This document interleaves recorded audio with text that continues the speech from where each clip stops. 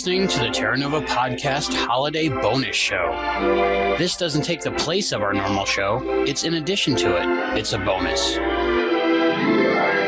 Season 1, Episode 14.5. It's a Wonderful Podcast. I suppose it'd been better if I'd never been born at all.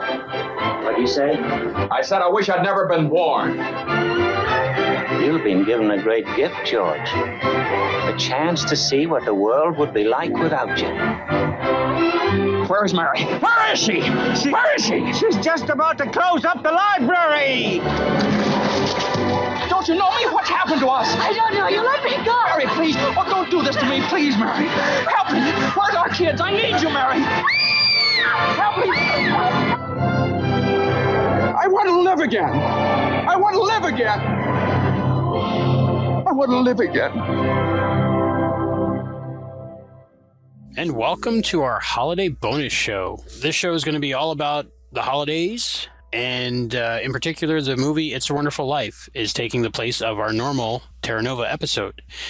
This is a bonus show, so if you like our show and you like what we do and you just want to hang out and have fun for the holidays, this is a great show for you. If you're looking for more information on Terra Nova, this episode has really got nothing to do with Terra Nova. It's just an extra bonus episode. But don't worry, this doesn't take the place of our normal episode. This is just an extra added bonus from us to you as a way of saying happy holidays. It's like our Christmas present to you guys. Festivus gift. Or whatever gift for whatever holiday you celebrate. We sat down to watch It's a Wonderful Life together, which I enjoyed, Heather. The first time we watched it in black and white on Blu-ray. Then our second viewing, we watched the colorized version on Blu-ray. Just to let you know which version we watched. It's out on many different versions, DVD, Blu-ray, colorized black and white. If you have never seen the film, now's a good time to pause the podcast and go watch the film. But one of the reasons we picked this to do this for our first holiday show is I believe that everybody on the planet has seen this film. I don't know, because I only saw it for the first time last year. Really? Yeah. Wow. So what, does this make 3 times? Yeah, I've seen it 3 times. Oh my goodness. I've probably seen it at least 50. Yeah, I saw it for the first time last year, so it wasn't really, I'd always wanted to see it, but I just never did. I don't know why. Really? Yeah. If you don't own this movie or haven't seen it recently, the full version is on YouTube, so you can watch it freely. Is it on Netflix? I'm sure it's on Netflix. I'm sure it's on Amazon Prime, Hulu, everything. And it's on television. I think isn't it a free movie? I mean, isn't it one of those? It was public license for quite a while due to somebody forgot to renew the copyright on the movie. Wow. But there are different versions that, have been remastered and colorized and different things that don't really necessarily fall under the public license thing.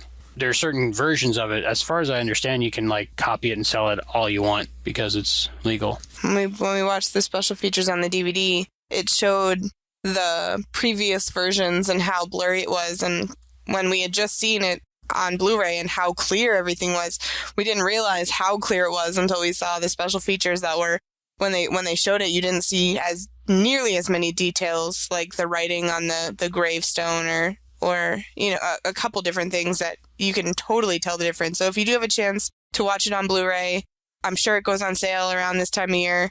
Definitely try to watch it on Blu-ray. It's amazing, the quality. Well worth it. Yes. If you're going to own one copy, that's the copy to own. I agree. What were your first impressions of It's a Wonderful Life? It's definitely a good story. Kind of makes you look at your life and makes you see that you are more important than, when you have a bad day and you feel like you're not worth it. It definitely gives you a perspective that you do mean a lot to the people around you. It's a good story to bring around the holidays, especially when you're spending time with family. Yes, I have to watch it every Christmas Eve. It's part of my holiday tradition.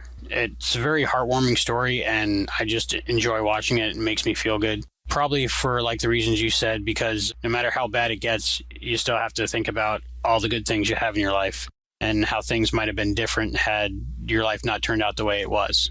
And no matter how bad of a day you're having, you should be thankful for the people in your life. Yes. Mm-hmm. So very heartwarming. This is definitely my fave 5, my top 5 movies of all time, because I do watch it ridiculous amount of time and I enjoy it every time. Because I didn't watch it until last year, I don't know if it's exactly in my top Christmas movies, or I don't know if it's my favorite Christmas movie, because I think I associate more with the movies I saw when I was a kid, but it definitely is up there. It's as one of the top Christmas movies. And we'll be talking more about other Christmas movies later on. We're going to count down our favorite holiday movies and follow along and see if yours is in there. With that, let's go to the box office numbers. Box office.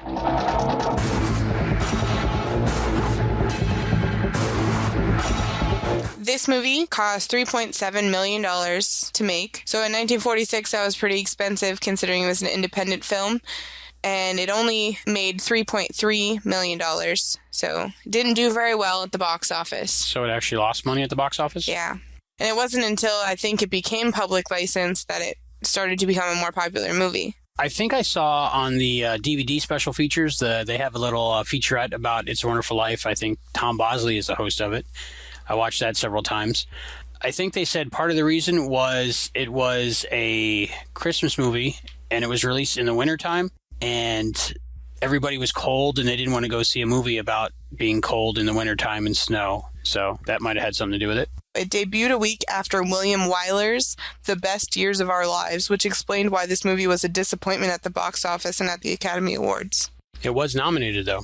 But I guess that movie did really well, and in comparison, it wasn't as good at the time. I've never seen that movie. Which one? The Best Years of Our Lives. Oh. Is that what I just said? Me neither. Might be one to watch. At the Academy Awards, it was nominated for Best Picture for Frank Capra, Best Director, Frank Capra, Best Actor, James Stewart, Best Editing, William Hornbeck, and Best Sound Recording for James Alberg. Did they win any of them? No. From what I see here, The Best Years of Our Life took everything. Yeah. Capra won the Best Motion Picture Director Award from the Golden Globes and a CEC Award from the Cinema Writers Circle in Spain. The AFI, American Film Institute, the top 100 movies of all time, it places at number 11. Yeah, over time it has definitely gained its popularity. AFI's top 100 heroes and villains, Mr. Potter was number 6. Yeah, he's a pretty bad guy. And George Bailey was number 9. Oh, heroes and villains. Okay. Correct. And AFI's top 10 fantasy films, it was number 3. I'm sure it's made its money back over time with all the home video sales and the different formats. I know I own it on DVD and Blu-ray, and I think I own the VHS. I think it's time for the recap. Alrighty. Will you do the recap for us, Heather? Sure will. Movie recap.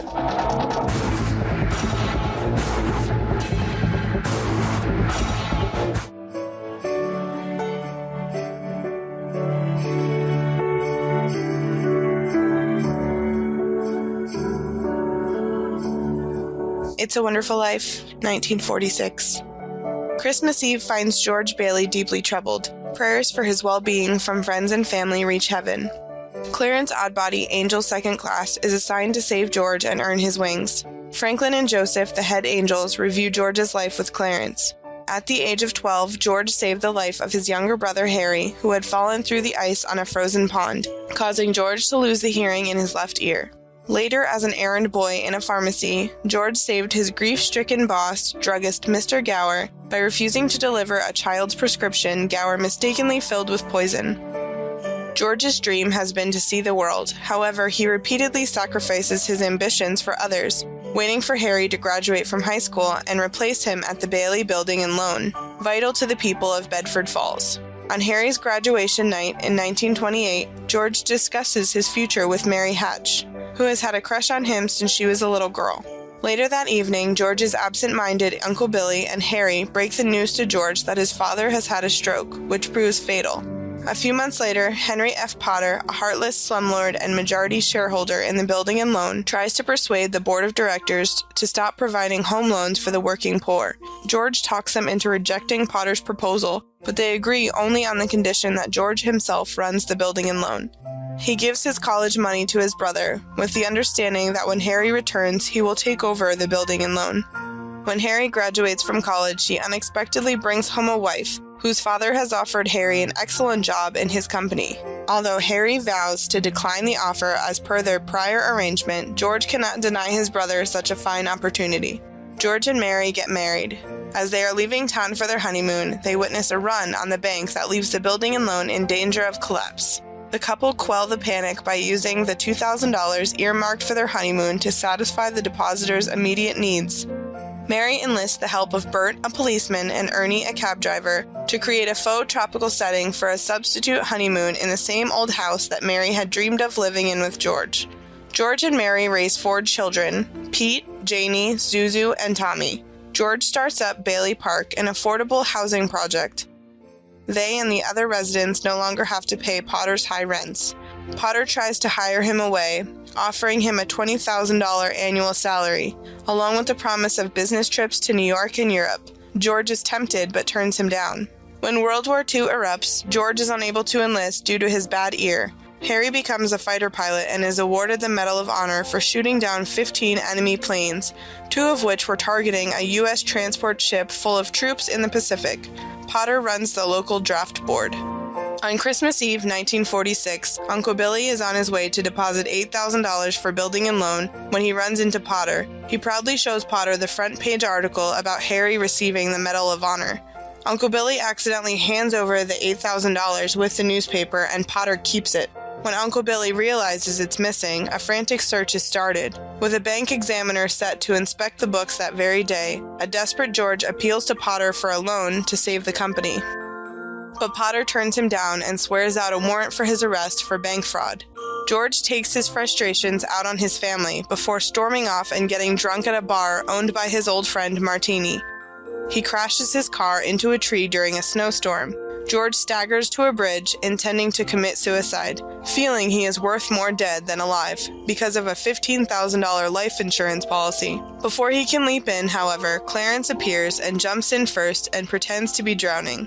After George rescues him, Clarence reveals himself to be George's guardian angel. George does not believe him, but when he bitterly says he wishes he had never been born, Clarence has him experience what the town would have been like if he had never existed. In this alternate reality, Bedford Falls has become Pottersville and is home to sleazy nightclubs and pawn shops.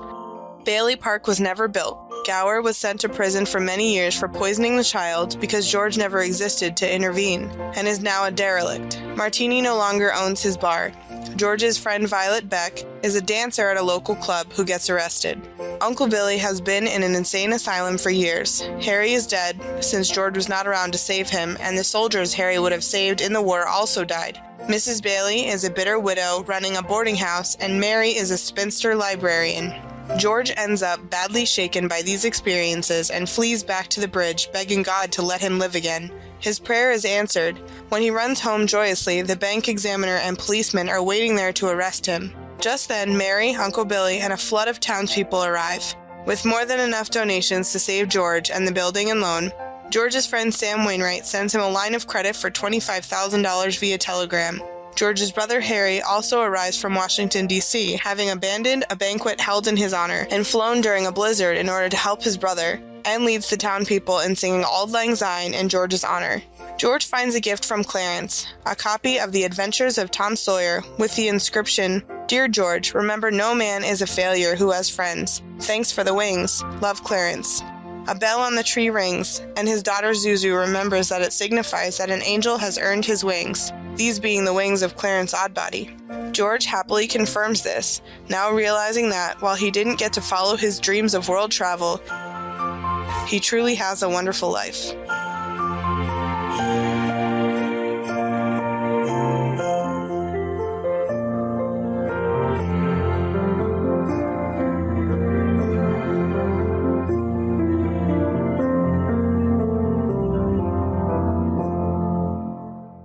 Thank you, Heather, for that recap of It's a Wonderful Life.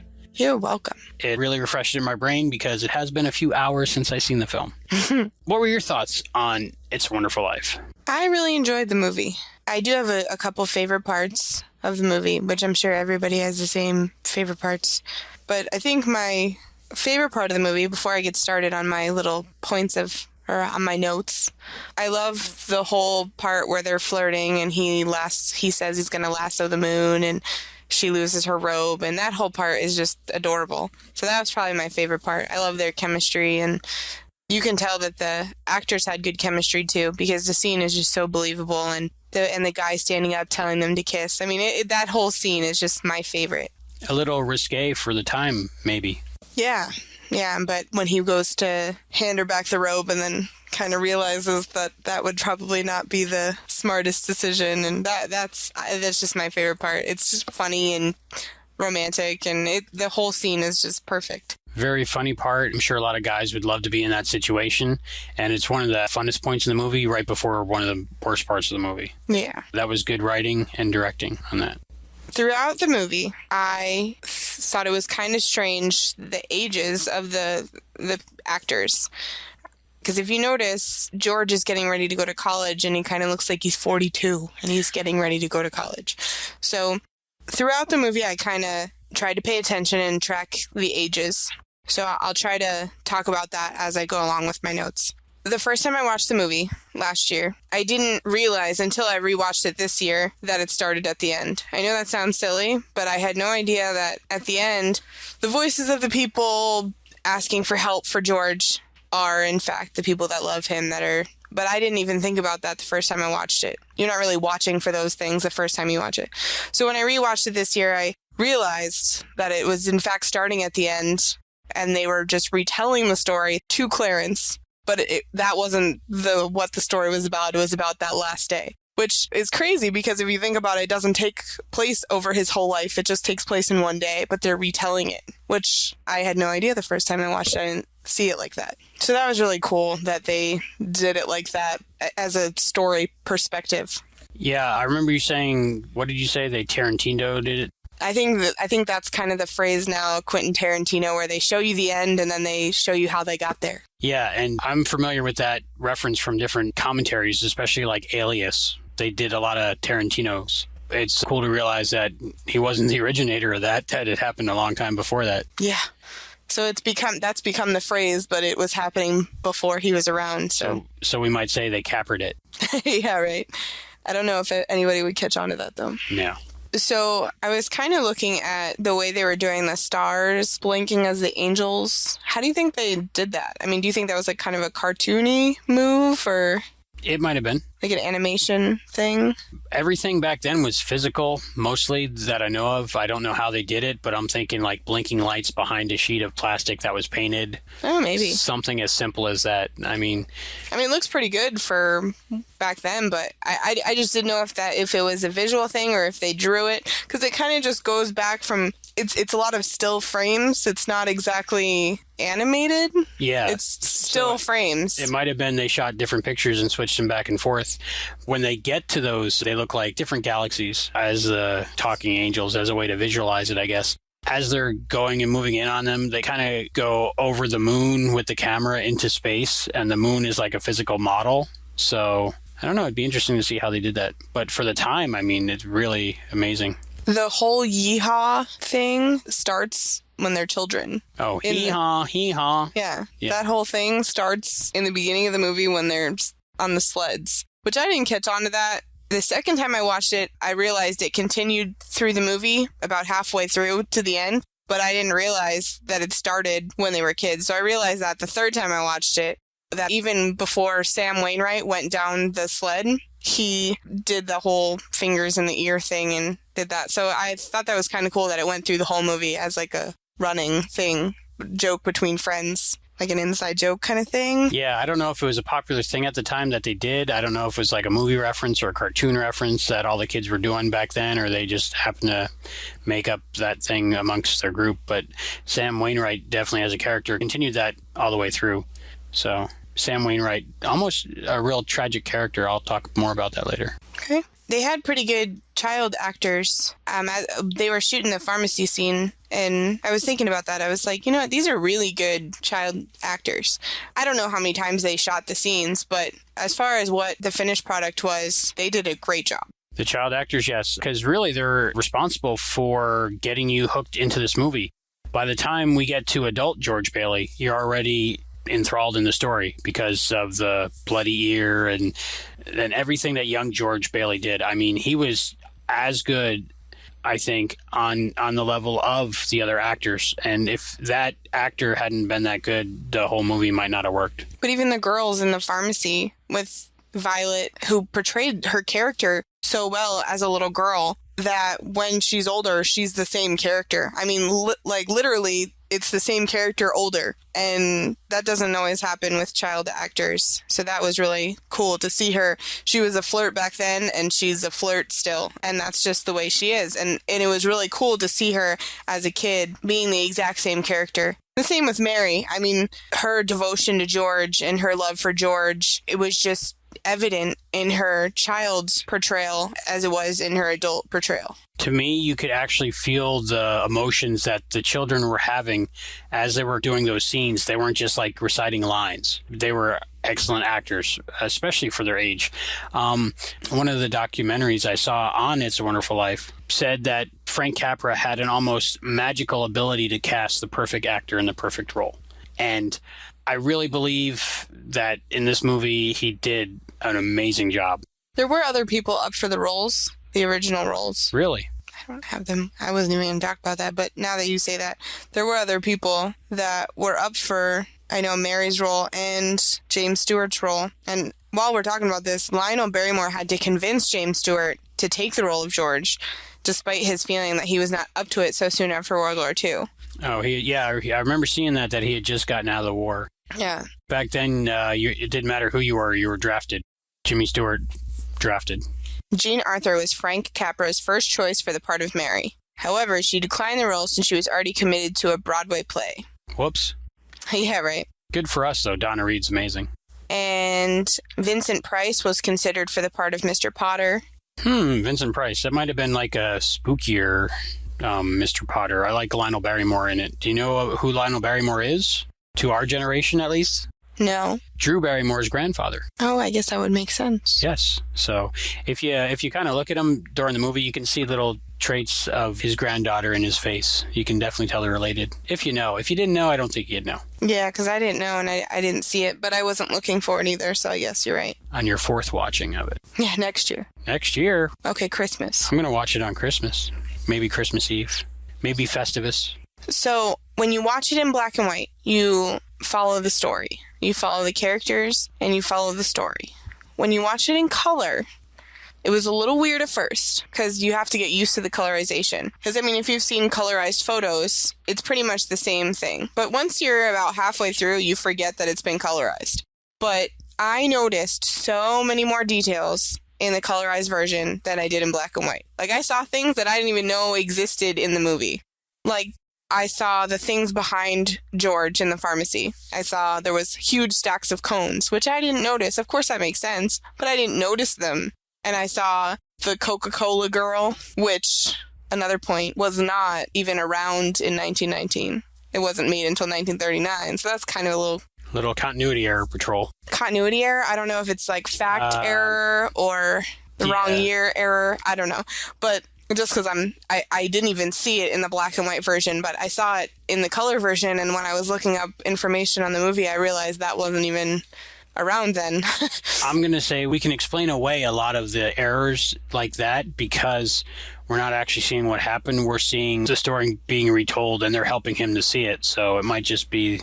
I got you. You know That's what I'm saying? Yeah, so I can let that go, but they're still fun to point out and watch when you see them. So when George was in the suitcase store. Yes. Suitcase and sporting goods store. I saw that on the sign. Yes. The window. Which is kind of a weird combination. Yes. Did you also see a 4 and a 7 on the window? Yes. Does that count as a 47? Because it's 417. Yeah, 417. It was close. I was like, is the 1 just separating the 4 and the 7? But I was like, no. I couldn't count it as a 47. But a good observation there. Yes, I figured you would have seen that, but I wanted to ask you about that. So the colorized version, like we were talking about, there's 3 different colorized versions. Really? Yes. I saw the first colorized version because my dad loved the colorized version, whereas me, I'm a purist, and it was shot in black and white, and I fell in love with the movie in black and white, and I love watching it in black and white. First colorized version was horrible. Oh, really? Yes. I mean, it looked like a kid with a crayon had went in and colored on the film, and then they put it to VHS. The second one was okay. Still distracting, but like they had 9 colors to work with or something. So every lady's dress was the same color. And everybody's skin color was the same color, no matter what ethnicity they were to begin with. It was just very distracting. But this version we watched on Blu-ray, I really thought the colorization was amazing. And I almost changed my opinion on colorizing the classics. I think it's good to have them both. Because as I said, the black and white, you follow the story, which the story is amazing. And I had no problems with the black and white movie at all. When I watched the color version, though, I noticed so many more elements of the story. So the black and white version is a wonderful version, and I love the black and white version. And it without seeing the color version, I didn't think anything was missing.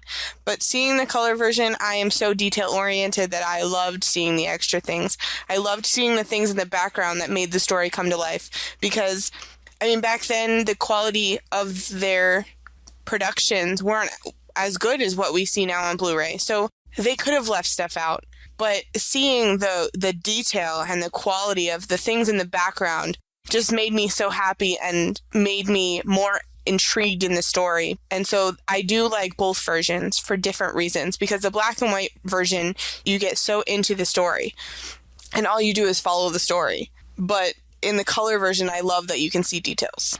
I definitely noticed in the colorized version on Blu-ray so many things that I had never noticed about the film watching it almost 50 times. Probably 3 times less than 50 times. Like when they opened a door, I would notice a scene outside the door of so many background actors doing different things that I had never seen. Because when you watch the black and white version, you pretty much focus on the main character in the scene or what they're doing.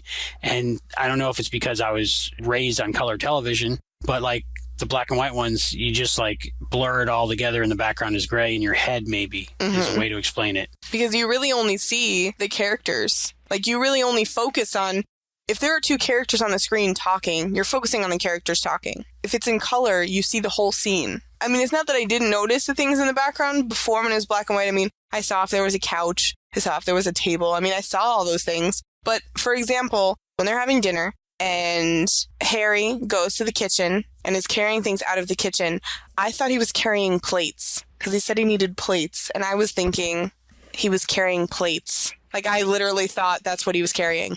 I had the same exact thing happen to me. There were plates. And it wasn't until I saw the black and white Blu-ray version, though, is when I realized there were pies. See, when I was watching the black and white version of the Blu-ray, thought they were plates. I saw the color version, totally had no idea they were pies. And I was like, that kind of makes more sense. Because I was thinking, why are you carrying plates like that? Why aren't you just carrying them in a stack? And I was always really confused about that. But I looked at them and they were plates in black and white. Yes. And in color, they were pie. And I was so confused. But that's an example of the fact that you look at them and you're like, okay, they're plates.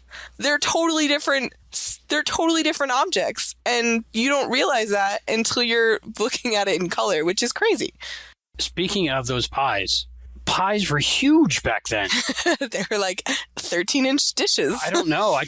I'd never seen a pie that big in my lifetime. They've always been the standard, 9 inches or whatever they are now? Yeah. So I didn't know they were pies. Yeah. Usually they're 8 or 9 inches. Yeah. Back then, I'm only going to have 1 slice. So that's... But they were all pretty much thin back then anyway. Oh, is that what it was? It was thinner? Now they're thicker and... Oh, I meant the people. Oh, the people, yeah. We're like, we're getting a little large as a society. Maybe we'll make the pies smaller. Maybe. Or maybe they just reduced the size over the years and increased the price. Eventually they'll be like a little cupcake-looking thing. They have those now, but they're like $1. But now they'll go up to $10 for the little tiny pie. Yeah, definitely big pies.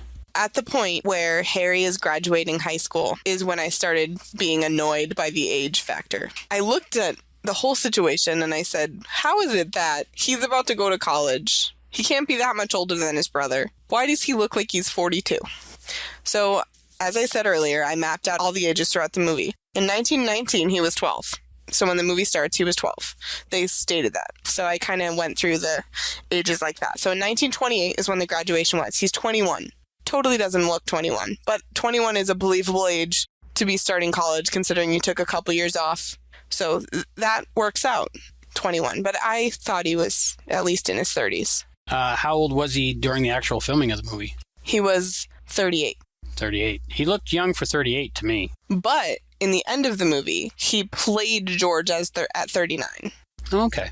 So by the end, he was pretty much the same age. I have to say, before the high definition versions, I never noticed. Like, it looked like he was the age appropriate the whole time, to me, but a lot less quality. But in the high def version, you could tell that he was, a certain age playing it. But then again, now if you watch movies of high school students, they're all 26 years old, 30 years old, playing high school students. Right, but on the other end of that, like a lot of, I don't know how many old movies you watch or old TV shows, but like the daughter on a 1950s sitcom television would be in their 30s. Mm-hmm. Like everybody was older back then. Like if you were under 45, you could play a teenager back then. Also, things were different back then because I don't really think you moved out of the house until you were married, and that could have been part of it. But now if you're 30 on television or in a movie, you're playing somebody's mother. Yeah. So, I mean, a big difference in the age-appropriate roles that people played and how it changed over the years. But I have to say about that, the aging of Jimmy Stewart in this movie, they did a really good job, I thought.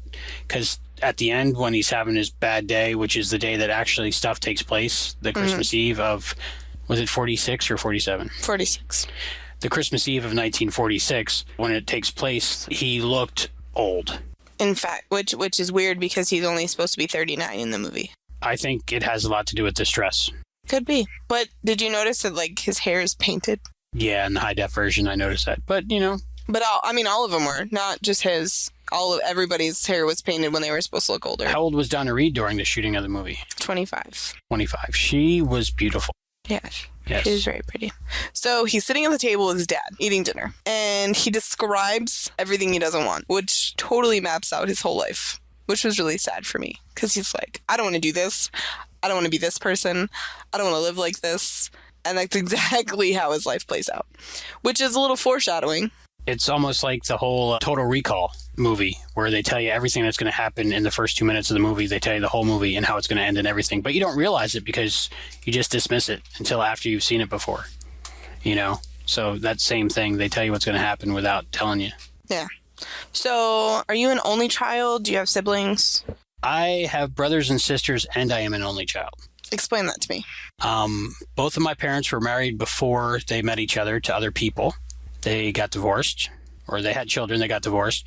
Then they met each other, and then they had me. So would you describe yourself as an only child? Yes. Okay. I'm an only child with siblings, because all my siblings, my half-brothers and sisters, were adults by the time I was born. Okay. So I grew up alone. That makes sense. Why do you ask? Well, I was the oldest. I have 2 younger brothers, 2 years younger and then 4 years younger. So I was the oldest. I was the oldest grandchild in my family. I was the oldest cousin. I was the oldest sibling. I was the oldest of my family. On my mom's side, anyway, which is pretty much what I grew up with my mom's side more than my dad's side. From where I'm sitting, you don't look too old to me. That's because I'm a lot younger than you. So I was the oldest child in the kids that I knew growing up of my family. And in the scene where he is sitting at the table with his dad, he said, "You were born older." It's true that in every family, the oldest child doesn't necessarily act older, but has to become older. I mean, I guess it's not in every family, but in most families, like I watched my little brothers. They weren't that much younger than me, but when I got to a certain age, I was, I watched them. I looked out for them. They were my younger brothers. So you take on this persona that, you have to take care of your younger siblings. So you're saying that George was almost like in a parenting role? Not a parenting role, because, I don't think that I parented my younger siblings. I don't think that I was a parent to my brothers, but I sure told them what to do. And, I acted older, and I was always more mature than other children my age that weren't older children, that weren't the oldest siblings. And I think that it's a maturity level that you have when you're the oldest child. You think that's part of what caused George Bailey to do everything, pretty much do the right thing all the time, because he was the older child? I think so, because a lot of the time he sacrificed himself for his brother. A lot of the time, yes. A lot of the time. And he didn't do that and hold it over his brother's head, ever. Not at all. Even later in the movie, he took the blame for Uncle Billy. Well, and that's another thing. I bet you that his dad was an older sibling to his brother. And I just think or no, was that his brother? It was his dad's brother, right? I would say yes. So. Ooh, but he had pictures of George Bailey's mother in his office, so maybe not. Either way, he's still the younger sibling. Right. There's no way he was the older sibling. Right. But if you ask any of the oldest children in a family, they will all say that they feel more mature than their younger siblings. And it has nothing to do with age, because obviously you're always older than them, but you make decisions to benefit your younger siblings, to make sure that they are safe and that, you would sacrifice yourself before your younger siblings. So I do believe that when they said you were born older, even though that doesn't make sense and you don't want it to be like that, it's just the way it is when you're the older sibling. I didn't understand when they said that, but I subconsciously understood what they were saying. Yeah. But now I understand it more. That's just another example of how well the script was put together. Yeah, they thought of everything. Yeah, very well written. It's one of those few movies in American history that's like, you could say it's a perfect movie. Yeah. Like the other one that I can think of is Back to the Future. That's a perfect movie. Maybe it really takes a perfect movie to be able to have the whole culture watch it repeatedly over and over and over again. Yeah, it was very well written. Mm-hmm. All the subtle things in the conversations that hinted towards other things in the movie. Did you notice he was wearing a black band after his dad passed away? Yes, I believe that was very traditional back then. Yes. So I knew what it meant. Today, they wouldn't do that. Like when my father passed away, I actually thought about doing that because I had seen it in It's a Wonderful Life. People don't do that anymore, and they would think you're like Nazi or something. I think that might have been why people stopped doing it, because they had like armbands. Today's your dad's birthday, huh? Yes. So quite appropriate. Yeah. Don't want to get too off topic, though. No. When Harry comes home, it is 4 years later from the graduation. So George is now 25. Okay. So that's just a little age thing in there. After the party that George is not very excited to be at for Harry and his new wife, Ruth Deacon Bailey. He's talking to his mom. Behind them, there are chairs in the walkway that are all pointed towards each other. I noticed that. You know what I thought that was? At the beginning of that scene, they're taking pictures. And I'm thinking either the person taking the picture had to stand up on the chairs like to get a better angle of everybody, or somebody holding one of those crazy flash bulbs that were like super huge light bulbs that explode on sticks or something was standing up there to do that. Okay. So that's what I assumed that was. I could like be wrong. your theory. But to me, that's what I thought that was. And I only saw it for the first time on Blu-ray. In the part where George meets Violet in the middle of the town after he's supposed to go meet Mary or go to Mary's house, do you think he was testing her or trying to freak her out? Or do you think do you think he was just in his head and rambling on when he was talking about going and taking their shoes off and walking barefoot? I think he said to himself, you know what? I've done the right thing my whole life. And why can't I be like other people? Why can't I be impulsive? Why can't I just do what I want to do? You know what? I'm going to do what I want to do. So he sees this beautiful woman, which is Violet. And let's admit it, she's kind of a hussy. What would you say back then? She's very popular. So he's thinking, she's liked me forever and I've always done the right thing and avoided her and blah, blah, blah. We're going to have a great night and all this stuff. And he loses his mind for a minute. But then everybody's laughing at him at the end and he gets back to, okay, I'm this guy that just lives my life and does what's expected of me. But for that minute, I think he just wanted to be wild and say, you know, screw it. I'm going to have fun tonight. You know, if he was saying that to Mary, she would say, all right, let's go. Mary loved him. I know, but she was more impulsive and she wasn't as high maintenance as Violet anyway. I think Mary would have followed George to Fiji. Yeah. She ate the coconut on the chocolate ice cream. Even though she didn't like coconut, I know. Do you think that when George is trying to open the picket fence, do you think that was a real malfunction? Or do you think that it was staged? Or with Jimmy Stewart, he's such a great actor. I don't know. I didn't come across anything about it in all the trivia. But to me, it looked absolutely real. Yeah, it looked like he was frustrated trying to get the gate open. So who knows? They might have planned it. It might have been written in the script, or he just might have said, "There's something I could do with this prop," you know. But yeah, that's one of the things about this movie. A lot of things, little things in there, make it seem a lot more like real life because stuff like that happens, you know. Especially back then, you watch a lot of older movies and everything's just perfect, and you know, rose petals and everything works out, and you know. Yeah. But that was a good part. He was pretty bitter at the age of 25. Wouldn't you be? Yeah, I mean, I guess I have my days. I have my days that I'm like, you know, why didn't I do this and that?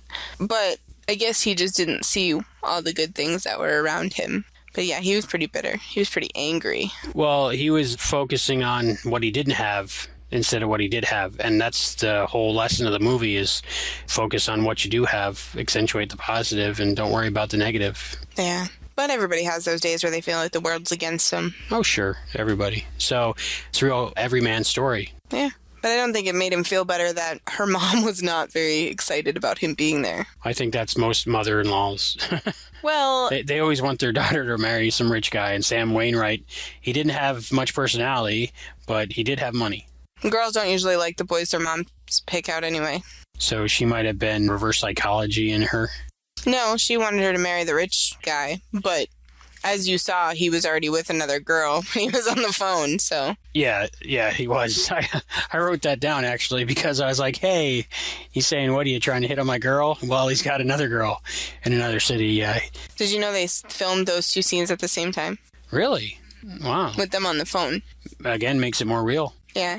Frank Capra said he wanted to make all the scenes as realistic as possible for the actors, so they filmed those scenes at the same time. It was pretty cool. And speaking of that scene, that was the first shot unrehearsed, them on the phone, which I thought was really cool that they did that in one shot. But James Stewart was very nervous. He kept trying to put that scene off. He kept trying to move it so they didn't have to do that scene because it was the first screen kiss since he'd returned to Hollywood after the war. So they filmed it in one unrehearsed take, and it worked so well that part of the embrace was cut because it was too passionate to pass the censors. Wow. I wonder if that footage is anywhere. I don't know. That was a really hot scene. It wasn't about, sex as much as it was about just love and passion. And those two actors, even though I'm looking at Jimmy Stewart and Donna Reed, while I'm watching It's a Wonderful Life, they're George Bailey and Mary Hatch. They're those characters.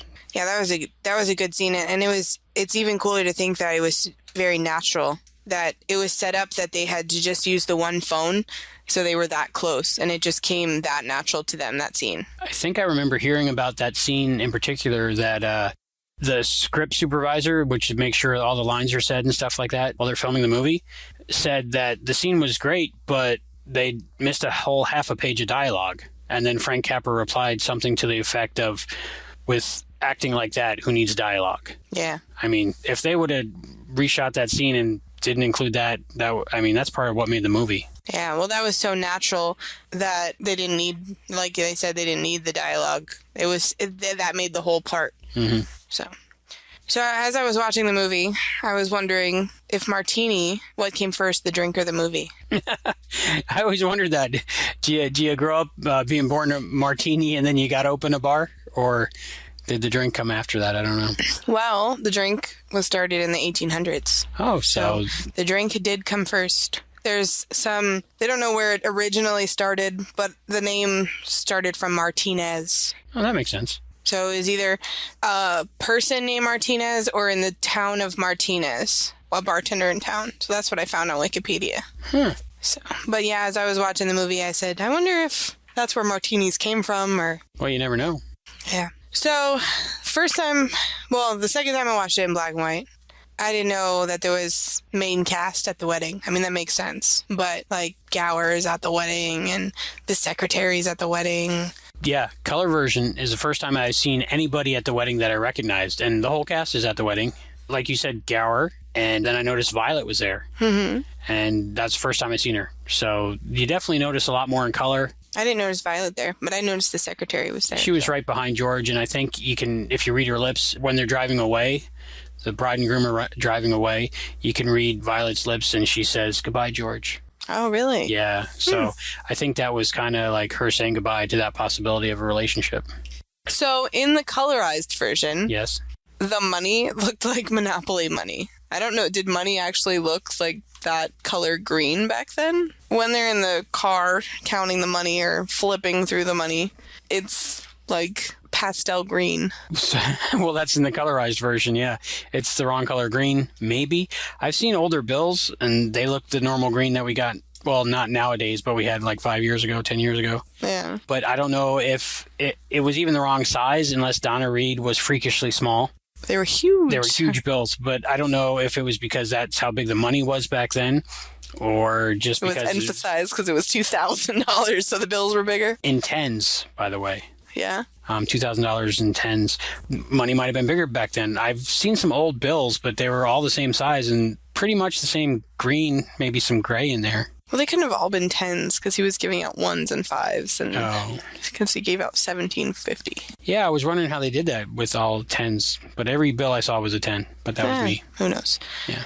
$2,000 in ones. So no, I meant in different increments. Okay. He just saved all his money that he ever got. Well, I think was it a gift, or because I don't think he ever had any extra money, did he? It must have been his life savings. Could have been wedding gifts. You get money for weddings. Yeah. Yeah. That's why people get married. Yeah. Ooh, there's an idea. We can get some money. What do you think? Maybe. Probably not in these times. Maybe when the economy gets a little bit better. Okay, then we'll maybe put that off a little bit. Yeah. So in the whole scene where there's the bank run, is that what we're calling it? Run on the bank. And all the people are in the Bailey building and loan. The lady says her husband hasn't worked in over a year. And the guy says he has doctor bills to pay. And all these people are saying things. It totally sounds like today because all of that stuff is the same today that it was back then. And I was like, wow, this could take place today and it would not be that different. I mean, everybody freaking out going, oh my God, I need my money. No matter how many things change, so much stuff stays the same. And it's true. But I'm sure that in previous times, husbands not being able to work for a year or, stuff like that. Well, that was right around the Depression. So we're in another depression in the United States right now. So, of course, our depression is a lot better than their depression was. They had a hard time. Like, they couldn't eat dinner.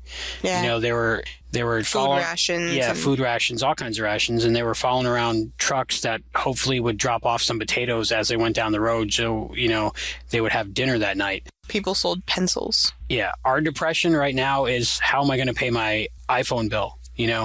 Do I have cable and satellite, or do I just go to Netflix? So our problems, even though we think they're bad, they're not that bad. We're very high maintenance with our problems. Yeah. So, I mean, I can't afford a 99-cent app on my iPhone. Have to have the light version with the commercials. Yeah. So times are hard. I can't afford that dollar app. But all in all, we got it a lot better. I know. So maybe that's some lesson we should take out of this movie. Yeah. Yeah.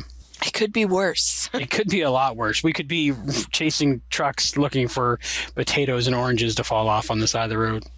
We could be standing outside over 55-gallon barrels on fire with fingerless gloves trying to keep ourselves warm. I don't think in Florida that would be a problem. No. I think you'd just go in your house and you'd be okay. Yeah. We wouldn't need to stand by blocks of ice to try to get cool, I guess. Yeah. Yeah. So we probably still wouldn't need the fingerless gloves. Not in Florida anyway. All right. Fingerless gloves. We'd have to cut the fingers out to use our iPhones. They make gloves now that you can use your iPhone. I saw that. Okay, off topic. So, did you notice that they have very small ties back then? The ties only go up to like the middle of their chest. Well, that's because pants were so much higher back then. I know. See, I thought when people age, their pants get higher and higher, but I think wherever you think your waist is when you're younger, that's where you keep your waist the rest of your life.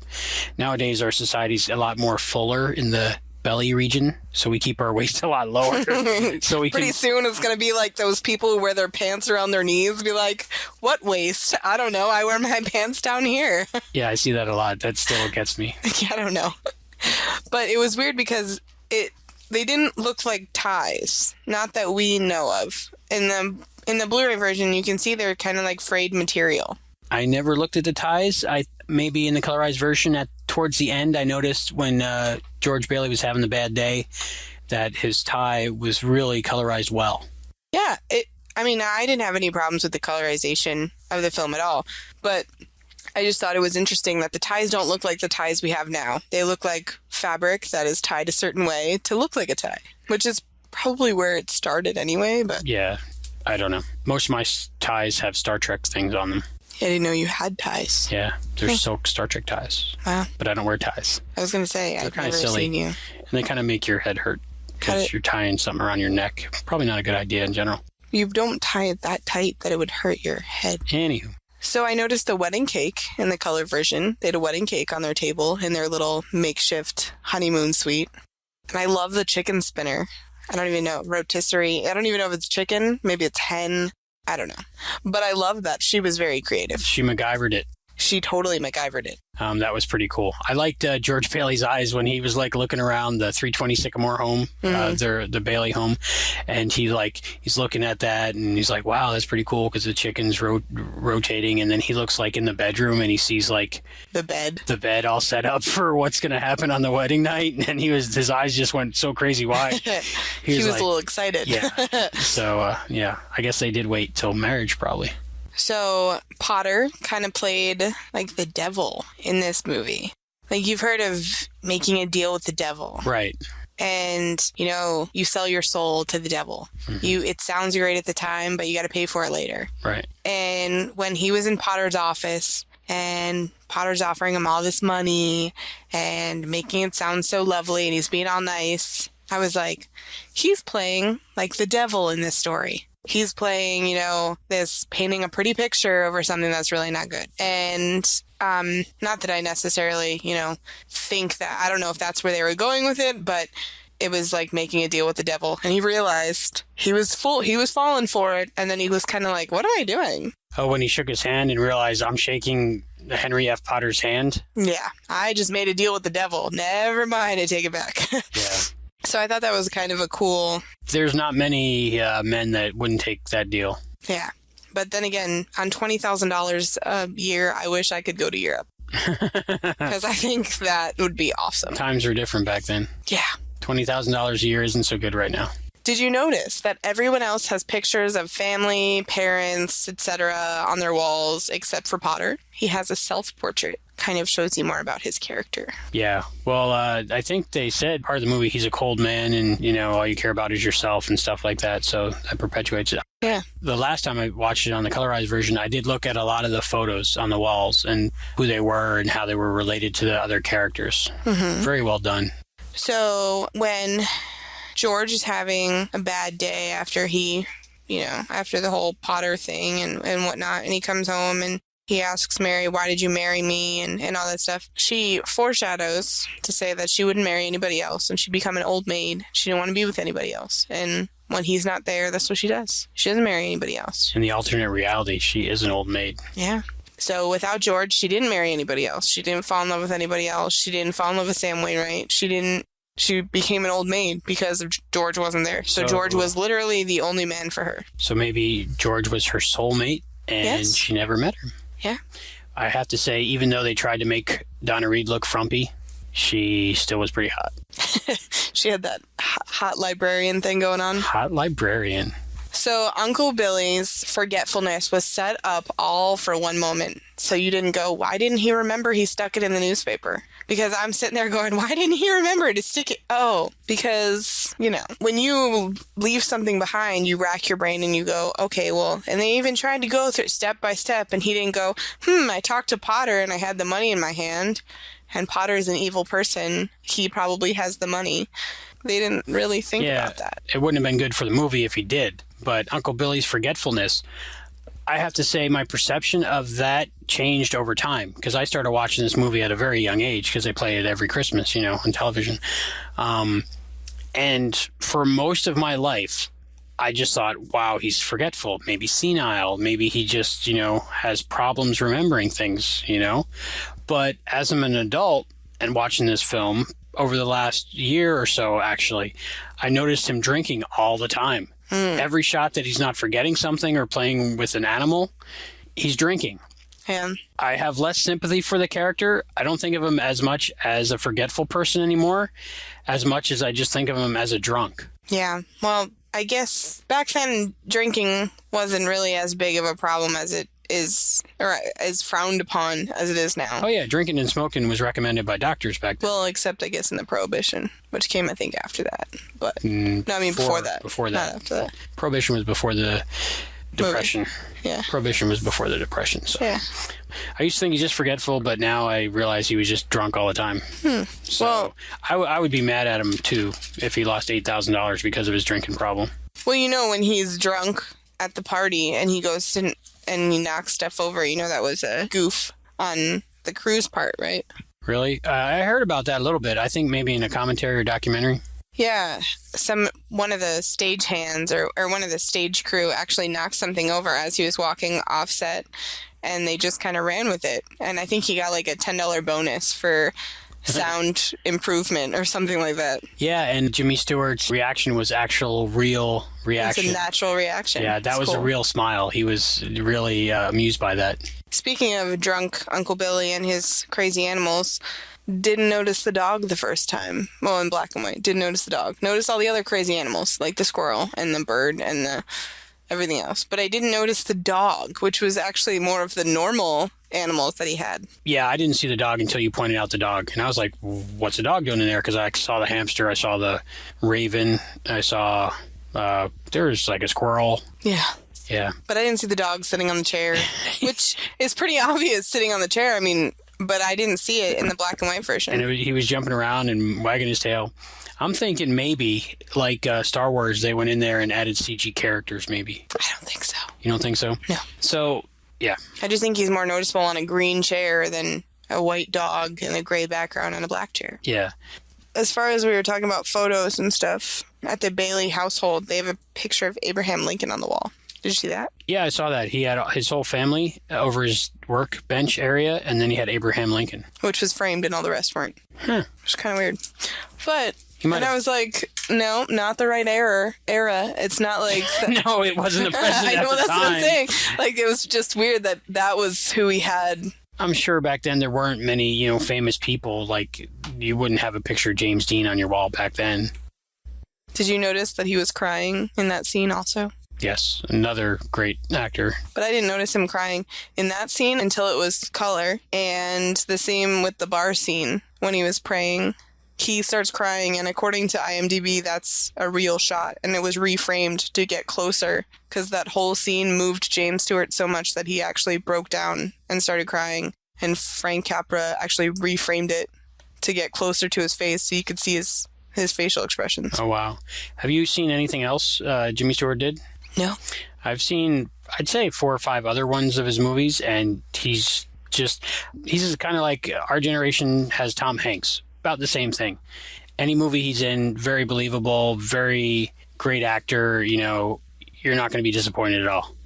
And whatever movie he's in, there's a movie, Harvey, that he's in, where the whole movie he sees an invisible 6-foot rabbit that he calls Harvey. That's his friend. And he makes you believe it. Really? Yeah, great actor. Yeah, he was really good in this one. I love the way he delivers his lines, too. I don't know if that's a natural stutter that he has or that's just the way he acts, but amazing. I still can't believe that he was in World War II. I mean, nowadays, if we had a draft, it wouldn't be like that. No, Nicolas Cage wouldn't get drafted. No, like football players wouldn't get drafted. No. People that are famous wouldn't get drafted. No. People that aren't famous, that have nothing to do with their lives, that's the people that get drafted. Yeah. So Elvis wouldn't get drafted. He was drafted. Elvis was drafted? I didn't know that. Yeah. It's weird, right? But, like, if that had happened nowadays, I wouldn't... Yeah. Who on the draft board goes, James Stewart? Yeah, draft him. What? Elvis Presley. Yeah, why not? Yeah, no. Can you imagine? It was Henry F. Potter. That's who it was. Yeah. Well, I don't know what the 4-1 and the 1A or whatever it was. I don't know what that meant, but I kind of figured it out in the context. I guess, like, different... Yeah. things. So, as far as not knowing what letters stand for, AS2, how is that Angel's second class? I thought about that. I'm like, AS2, Angel second. 2. It should have been Angel 2C, A2C, or Angel, yeah. But I was like, or AC2, I don't know. Or A2, but there's no way, yeah. Angel second class, AS2. Because that's what that... Maybe the Angels made up this acronym system before the English language was made up. Or Angel Society second class, like Angel something 2. But I was like, AS2, Angel second class, doesn't work. We needed a little bit more explanation in that part. Maybe it made sense back then. Yeah, because maybe S was the first letter of class back then. Yeah. Probably not. Silent S. Silent class. Class. Angel second class. So George helped everyone, but nobody ever helped him. Except Mary. I mean, but nobody ever really helped him. Everybody took him for granted. But when Mary went around at the end of the film telling all his friends George needed help. Then they helped him. Yeah, but he had never asked for help before. And I don't think he ever would have, Yeah. because he chose suicide over going to all the people he's helped over his life and saying, could I get a little help? Yeah. You know, he was a definition of a selfless person. Did you realize it started snowing again when he officially was alive again? Yes, it stopped snowing when he never was born, and it started snowing when he was alive again. That was a very good visual cue, but I believe also it's because of the two different timelines that they switched between. Yes. So in one timeline it was snowing, in one timeline it wasn't. So that's another butterfly effect thing, to where who knows what changes he made. It might have been little things, but it might have changed the direction of the snowstorm that night. Okay, so I am nitpicky, and this one I didn't see on IMDb, and I didn't see it on moviemistakes.com or anything like that. Harry doesn't know the words to Old Lang Syne, and he's the one who starts the song. I never noticed that until you pointed it out. The last time I watched it, I noticed that. But then I noticed neither does Zuzu. And like the last, 10-second shot of the film is George, Mary, and Zuzu singing Old Lang Syne. She's watching someone sing it. Try to mouth it, yeah, but she doesn't know the words either. No. And then I was like, how could they not know the words? They should have rehearsed. But then I thought, you know what? I've sang that song a lot of times. I couldn't tell you one word in that song. Should Old Acquaintance be forgot? Does that mean we should forget our old acquaintance, or should we just remember that we forgot him? I don't know. Well, I know. I was going to say I'm surprised you don't know the words because of When Harry Met Sally, but... That's in my top 5, by the way. Yeah, nobody knows the words to that song. I have no idea about that song, and so I think that's just more realism. I just thought it was funny that he's the one who, starts the song. Yeah, if I was going to start a song, I'd be like One I Know. Yeah. I'd be like, they told me, don't you ever come around here, don't want to see her. Not appropriate, though. No. Yeah. But, Disappear. Sorry. No. So, I just, that I saw the first time I watched the movie, originally last year, I saw that and I'm like, I don't get it. Why would they? I wouldn't focus too much on it because we don't want him to go back in and CG his lips to match. They wouldn't fix that movie. People would be upset. They better not. No. Well, they colorized it.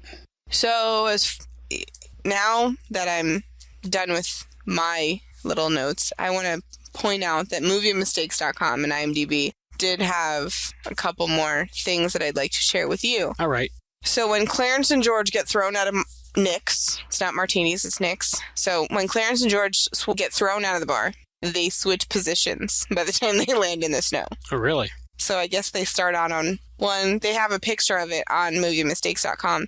They start out on one side of each other, and then by the time they get to the snow, they have flip-flopped positions. So unless they were thrown crisscross, I'm not really sure. Never noticed that. Yeah, I didn't notice that either.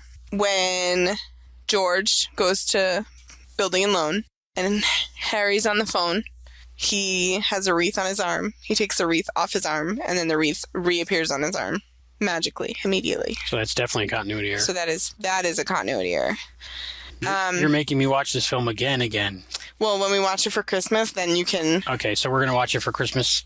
Yeah, all right. Sure. So I'm going to go to my mom's for Christmas, so if you want to come. I love your mom. Okay. Okay, so the dates on the grave are wrong for Harry. How are they wrong? Well, it says from 1911 to 1919. Okay, so he'd be 8 and he's years supposed to be 9 when he dies. Yeah, you can't add an extra year. You could take away a year because he could be 7 or 8, but he can't be 9. Even if he was 8 and 364 days, he's still not 9. I never noticed that. I know a couple times in my head I did the math on that, and I just said close enough, and I didn't actually do the math, even though it's very simple numbers. But I would have never known that. So back then, okay. So in the 1940s, we'll say, they used cornflakes, painted cornflakes, as snow. Right. But the cornflakes falling were very loud. I mean, if you pour cornflakes on the floor, they're loud. You can hear the cornflakes. Especially if you're stepping on them. So Frank Capra didn't want to dub in the scenes later. So because he wanted to record the sound live, a new snow effect had to be developed. So they used foamite, which is a firefighting chemical, and soap and water. And the mixture was then pumped at high pressure through a wind machine to create the silent falling snow. 6,000 gallons of the new snow were used during the film.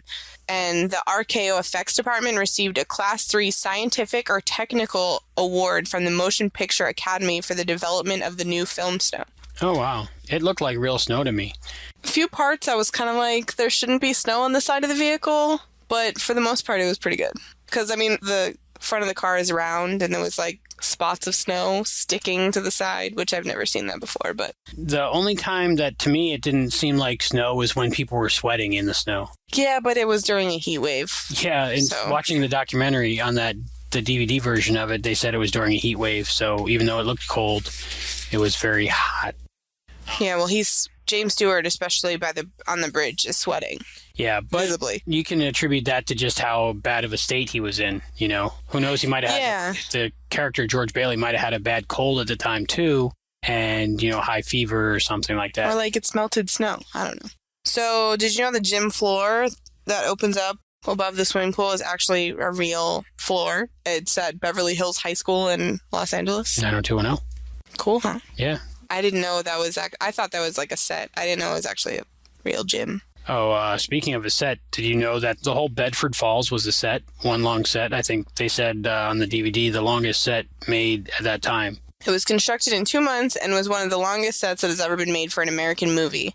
Covered 4 acres of the RKO's Encino Ranch and included 75 stores and buildings, Main Street, Factory District, and a large residential and slum area. The main street was 300 yards long, 3 whole city blocks. I never thought it was a set. I thought the whole time I've ever seen it looked like a real town to me, because that's crazy to build all that. But I guess $3 million budget back then, you know, that was a lot of it. So I've heard this from you, and my grandmother actually told me this when I told her I was watching the movie, that the Sesame Street Muppets, Bert and Ernie, were named after Bert and Ernie from the movie. I think everybody just assumes that. But I don't know how much truth there is to this, because it's on IMDb, which is usually a pretty reputable source, but this is what it says about that according to IMDb. 2 of Sesame Street's Muppets, Bert and Ernie, share their names with the film's cop and cab driver, respectively, but it's believed to be just a coincidence. While Carolyn Grimes, who plays Zuzu, claimed that the 2 Muppets were named after the characters because the movie was Jim Henson's favorite, according to longtime Muppets head writer Jerry Jewell in an interview with the San Francisco Chronicle, Ernie and Bert were not named after the movie characters. Jewell said, "I was not present at the naming, but I was always positive the rumor was incorrect." Despite his many talents, Jim Henson had no memory for details like this. He knew the movie, of course, but would not have remembered the cop and the cab driver. I was not able to confirm this with Jim before he died, but shortly thereafter, I spoke to John Stone, Sesame Street's first producer and head writer, and a man largely responsible for the show's format. He assured me that Ernie and Bert were named one day when he and Jim were studying the prototype puppets. They decided that one of them looked like an Ernie and that the other one looked like a Bert. The movie character names are purely coincidental. Every time I'm watching It's a Wonderful Life and they talk about Ernie and Bert, of course, growing up watching Sesame Street my whole life, Ernie and Bert stick out in my mind as, you know, Bert and Ernie. Yeah. But I would think if, like, say you're Jim Henson, you wouldn't remember Ernie and Bert from It's a Wonderful Life, because I don't remember most of the other characters of different movies. Mm-hmm. The only reason that we do remember Ernie and Bert is because of Bert and Ernie. Yeah. So I think that's very plausible what you just said. But it's always fun. It always makes you think of Bert and Ernie. Did you know the actor who played Nick in the movie, Sheldon Leonard, said in an interview that the only reason he agreed to play Nick the bartender in this film was so that he would have money to buy Dodger baseball tickets? Kind of funny. Sheldon Leonard? Yeah. That reminds me of something. Penny. Penny. Penny. I wonder if that's where they got the names for Sheldon and Leonard, speaking of Ernie and Bert and Ernie. Yeah, it's funny. I don't know. Something to find out, I guess. We can start that rumor on IMDb right now. So the film has 2 lines of secret dialogue. I haven't told you this. Whoa. Something. Oh my goodness. Okay, I'm ready. Okay. Spoken quietly through a door. They can be heard when amplifying the volume, and they are also explicitly depicted in the closed captioning. The lines occur at the end of the scene set in Bailey's private office with Bailey and his son George, and Potter and his goon present. After George raves to Potter that "you can't say that about my father," he is ushered out of the room by his father. Then George is shown standing outside the office door. At that moment, George overhears the following 2 lines of dialogue through the glass pane of the door behind him. Potter, what's the answer? Bailey says, Potter, you just humiliated me in front of my son. Well, what's the answer? Potter, you humiliated me in front of my son. Wow, I never knew that was in there. Yeah, I never heard that before. And I watch my movies on my surround sound at volume 50 just so I'm sucked into the whole environment, and I never heard that. So we're going for volume 65 at that part next time I watch it. Yeah. Okay, so do you like ginger snaps, the cookies? Yes. So, according to an interview with Carolyn Grimes, the actress who played Zuzu, the name Zuzu came from Zuzu ginger snaps. George makes reference to this near the end of the movie when he says to Zuzu at the top of the stairs, Zuzu, my little ginger snap. Aw. That's pretty cool. I never would know that. That is so cute. Yeah, you think her name was Zuzu, or you think that was a nickname? I don't know. Every reference I've seen, the character's name is Zuzu, so I don't know if there was another before that or that was just a cute nickname. Cute little girl, too. So, have you ever seen Bells of St. Mary? Nope. It was the movie on the thing where he said, Merry Christmas, movie house. I noticed that on the marquee, yes. That was the word I was looking for. So, turns out, Henry Travers, hopefully I'm not murdering that, who plays Clarence, is in the Bells of St. Mary's. Ah, a little in-joke. Awesome. Which is funny. So there's people out there that had more time on their hands than we did to analyze this movie. I know, right? Thank you to those Thank people. you, IMDb, for having that information for me. That's pretty cool. So there was a scene cut out of the movie. Okay. Well, I don't know if it was actually cut out, but in the original script, Clarence confronts Potter about what he did to George. It was to take place right after Potter yelled, "And Happy New Year to you," in jail. Yeah, that was one of the things I learned from that documentary also was that the Motion Picture Association at the time for the censors, the bad guy had to get his comeuppance at the end. And that was one of the only movies at the time where the bad guy got away with it. And I never noticed it until that documentary I saw. But yeah, Mr. Potter is just a horrible person in what he does, and he still gets away with it. Speaking of that, did you ever see the Saturday Night Live skit, real ending to It's a Wonderful Life with Dana Carvey? No, I haven't. Basically, they find out that Henry F. Potter was the one who took the $8,000. I don't know if he took it, but he didn't give it back anyway. But they find out he was the one that had the money, and they go to beat him up, and then they find out he wasn't even crippled. He was just being lazy and stuff like that, and then they just spend the rest of the scene beating him up. Ladies and gentlemen, tonight marks an historic, not to say unique, moment in the history of both television and cinema. After a search of nearly 40 years, the fabled lost ending to Frank Capra's 1947 film, It's a Wonderful Life, has been found. Tonight, for the first time anywhere, Saturday Night Live is proud to present this priceless footage, the fully realized vision of an authentic American genius. So without further ado, here is the lost ending of It's a Wonderful Life.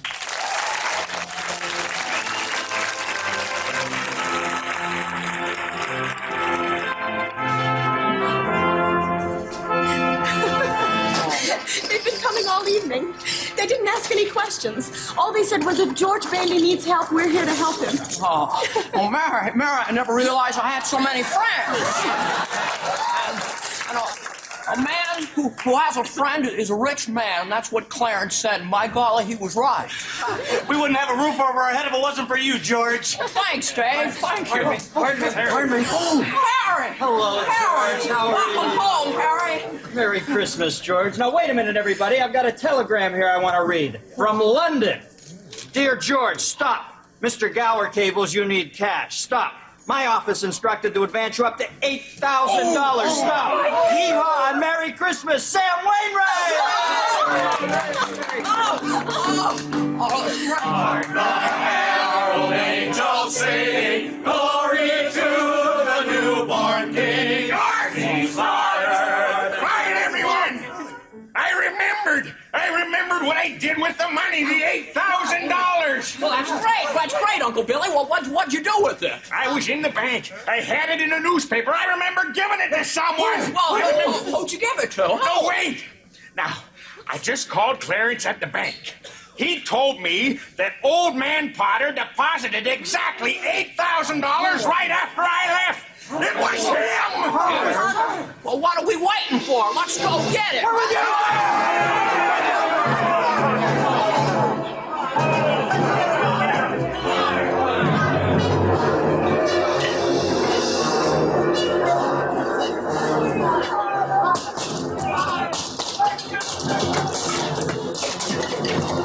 Are you say where you are, George Bailey? You're in enough trouble already. You made one mistake, Mr. Potter. You double-crossed me and you left me alive. Now, wait just a second. I'll give you the money back. I don't want the money. I want a piece of you, Potter.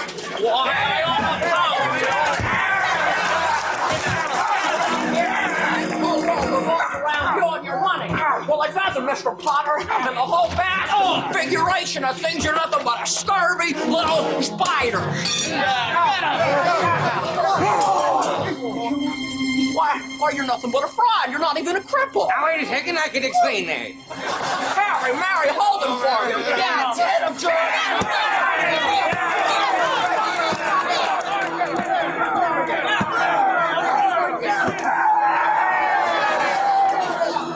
I'm not through with you, Potter. Mary, have a piece of that.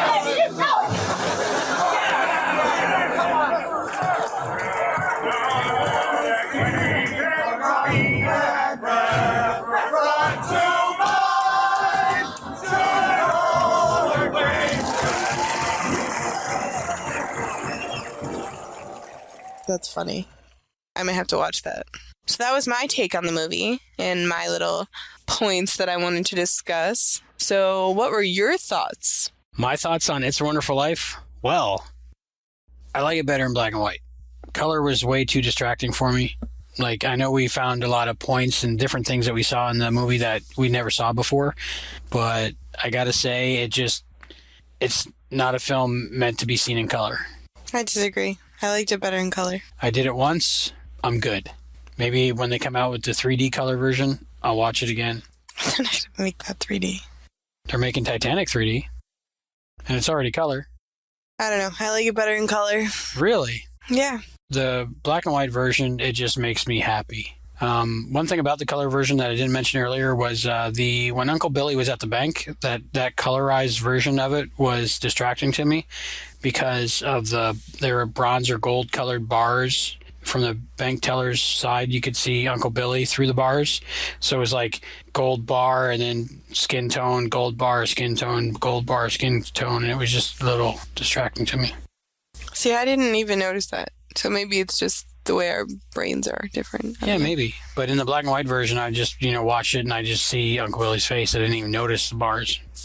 So I don't know if that's because of the colorization or as if it was originally shot in color, that's how it would have looked. There's no way to know. I think eventually they'll have a way of colorizing movies to where they can tell what color stuff was by what color gray it is, what shade of gray it is, kind of. Yeah. So, I mean, maybe if they do that and it looks like a real color movie shot in the future, I might have a different opinion. But right now, to me, it still looks like it was colored in. They did a great job, like young George Bailey with the... Like, you see the, pattern on the band of his jacket when he walks into Mr. Gower's shop, the drugstore, and just how it tracked, and it was amazing. Great technical feat, just it's not the movie I like. Did you notice back when they're trying to do that chain gang thing and all pull Harry Bailey out of the ice? Did you notice that kid, slipped and fell on his butt on the ice? I did. I was like, ouch. And every time I watched it, I'm like, ouch, that had to hurt. But I totally think that was not on purpose. No, I think not that planned was at all. Completely accidental. But the kid got back up and he got in the little chain that they were trying to make and they kept it in. But I was like, ouch. You ever fall on ice like that? I did. Really embarrassing to fall on ice like that. Yeah, because nobody can look cool doing that. No. But if you're going to do it, you might as well be in a movie doing it, right? Getting paid to do it.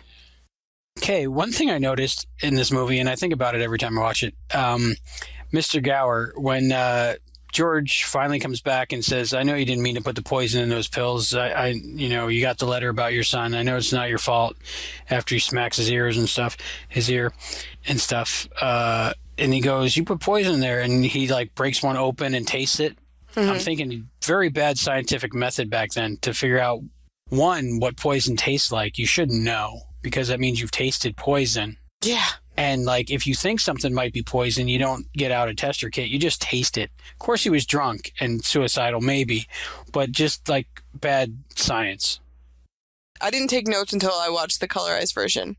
And when I watched the black and white version, I totally thought of that. And I didn't even think to write it down until you just said that. But Yeah, how would you know the difference between what poison tastes like and what pills taste like? Because I know that if I tried to taste them, they would both taste disgusting to me. I guess he just knows, like you said, like he just knows what poison tastes like. It's like if you had 2 unmarked aerosol cans and you're like, one's hairspray and one's bug spray. Let me spray each one on my tongue. No. They're going to taste exactly the same anyway, though. They're both going to taste like chemicals. Yeah, you would know which poison. Yeah, but I know what you mean. Like you're spraying bug spray in your mouth, you know? Like, not great. But, you know, it's great for the scene because it's instantaneous, you know? If they did a little scientific montage where he tested and then he goes, oh, you're right, would have dragged the movie on a lot longer. Yeah. The movie is kind of long. Like, we're used to modern day movies, which are like maybe 90 minutes max, so they can play them 4 times a day in movie theaters. Mm-hmm. But this is over 2 hours. I know, about halfway through, I was like, there's still so much more to go. But it's a great journey, so I'm glad they didn't shorten it up. I think it was just because I was tired. I think the second time we watched it, I think I had opened that morning. So I think halfway through, I just, in my mind, fast forwarded the movie and went, oh my gosh, there's still so much more movie left. And actual fantasy part of this movie doesn't happen until almost the end. And, you know, I'm not a big fan of fantasy movies. Like, if, you know, people lumped sci-fi and fantasy together, but I'm definitely more of a sci-fi guy than a fantasy guy. This is in my top 5 films of all time. And even though it is a fantasy, don't get me wrong, I still, you know, bought the Star Wars Blu-rays when they came out and I watched those. But I prefer sci-fi to fantasy. Before I met you, I didn't know there was a difference. Most people don't.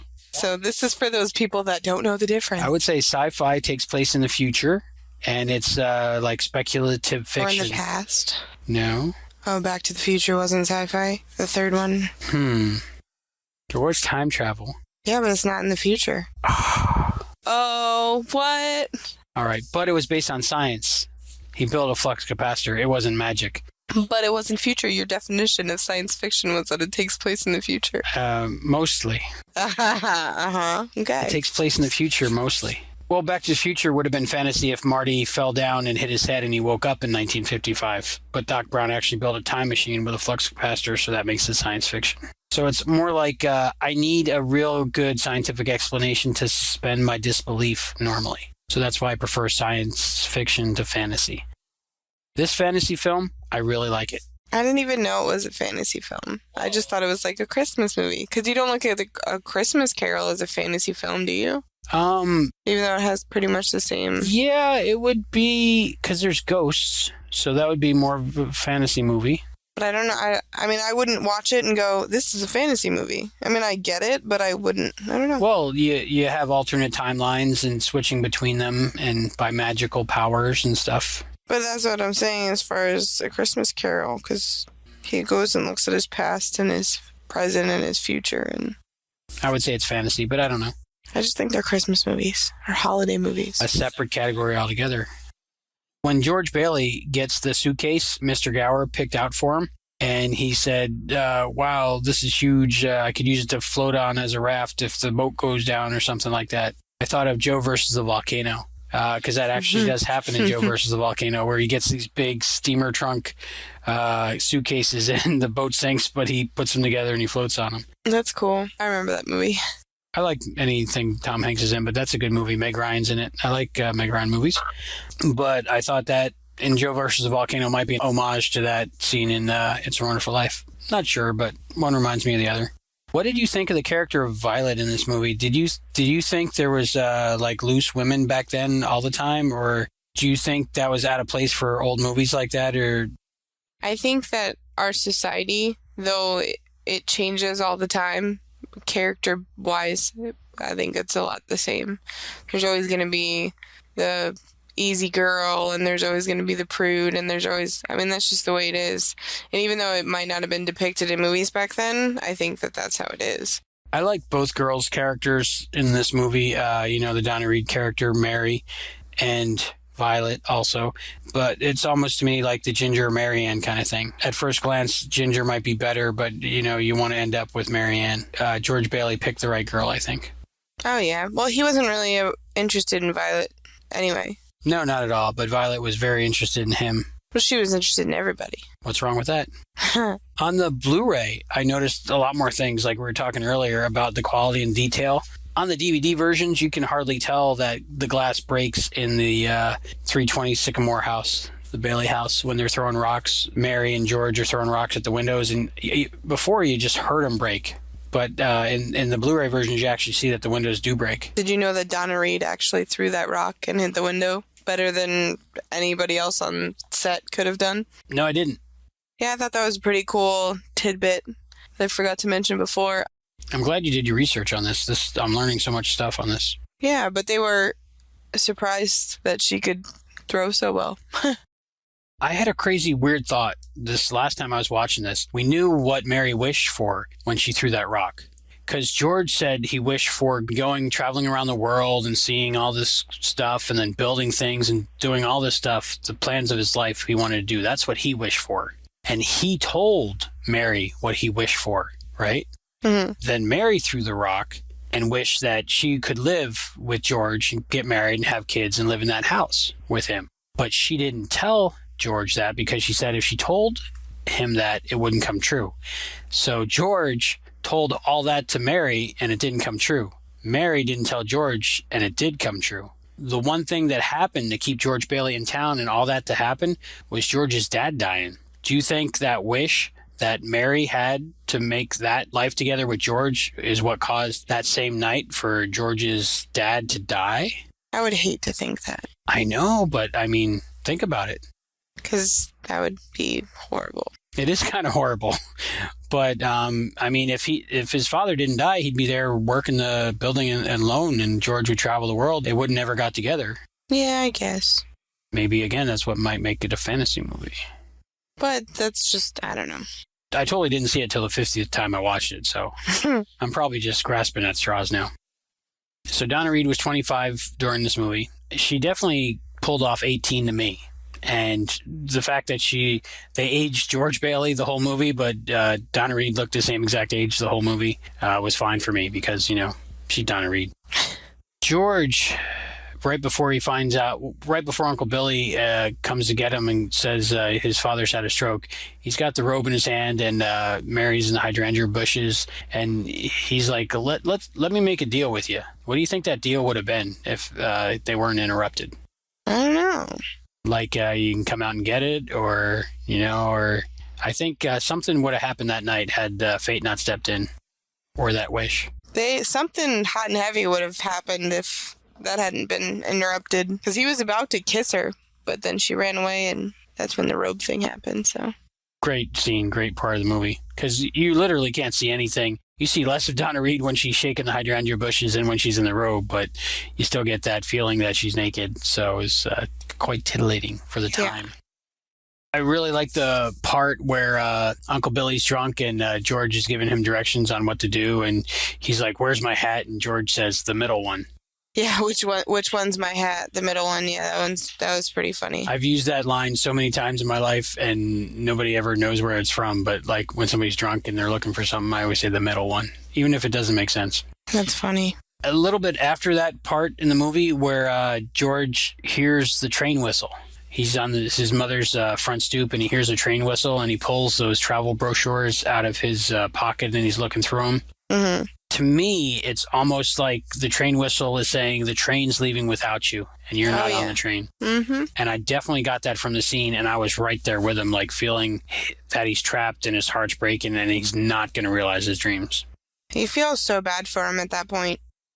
The part where George Bailey goes into Mary's home and she's all excited to see him and she plays the record and she's got George Lasso's The Moon and stuff like that.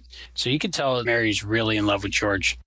And he thinks it's a joke. Yeah, he's like, well, he's preoccupied by a bunch of other things in his life.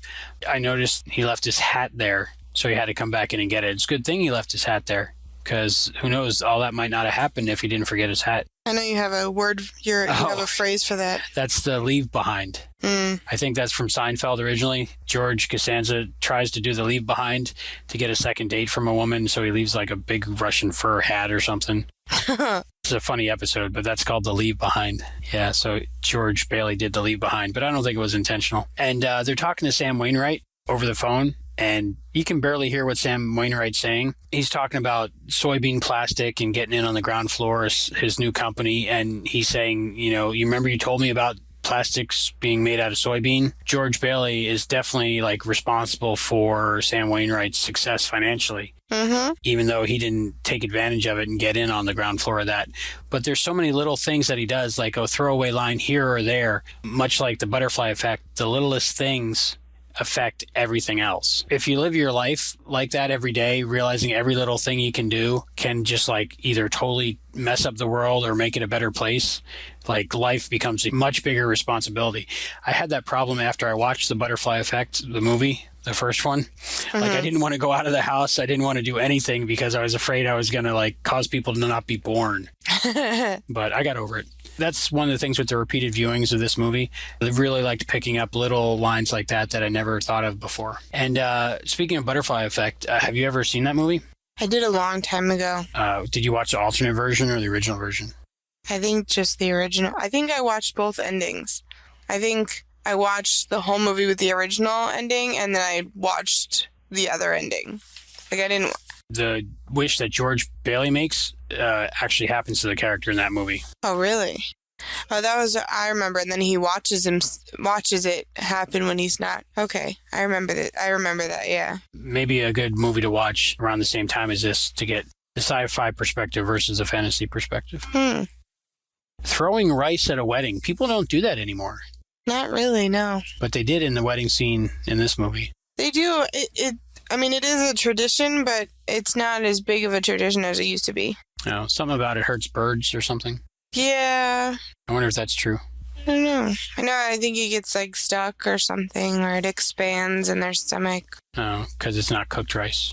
Yeah. If you threw cooked rice, though, it would stick to people. Yeah, it would not be good. What about Rice Krispies?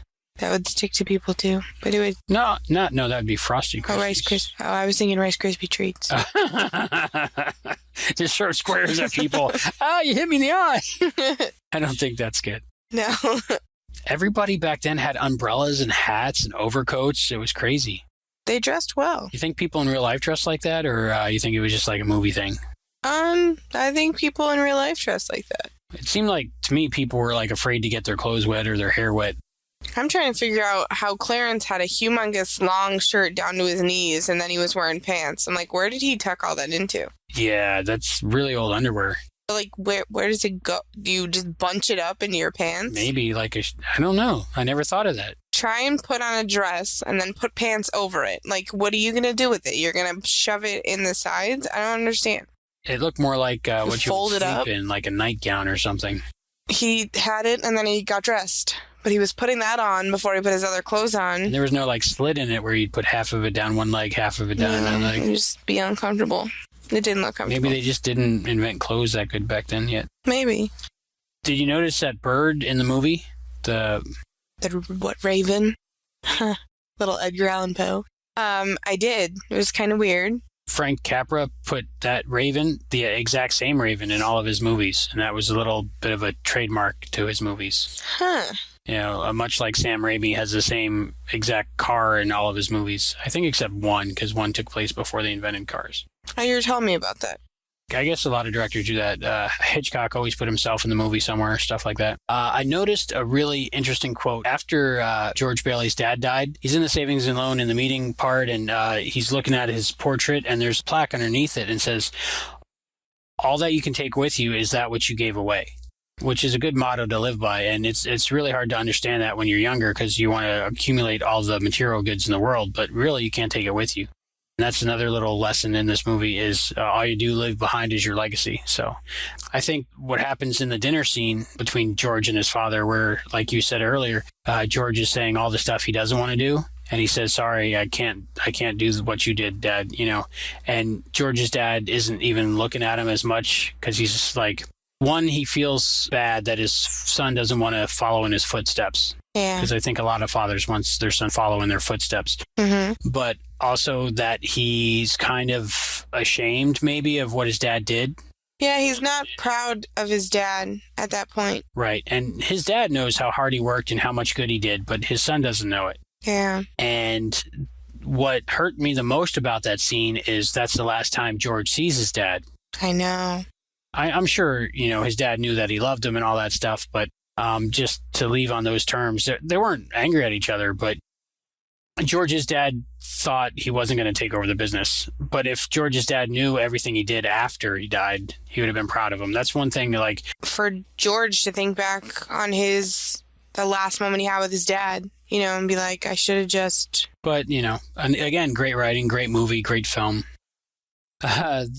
When Martini gets his own home, Giuseppe Martini, and they move out of the old house, and they have, like, I don't know how many kids and dolls and dogs and cats and a goat. Every time I see the goat get into the car, I just laugh out loud. I know. No matter how many times I see it. It is very weird.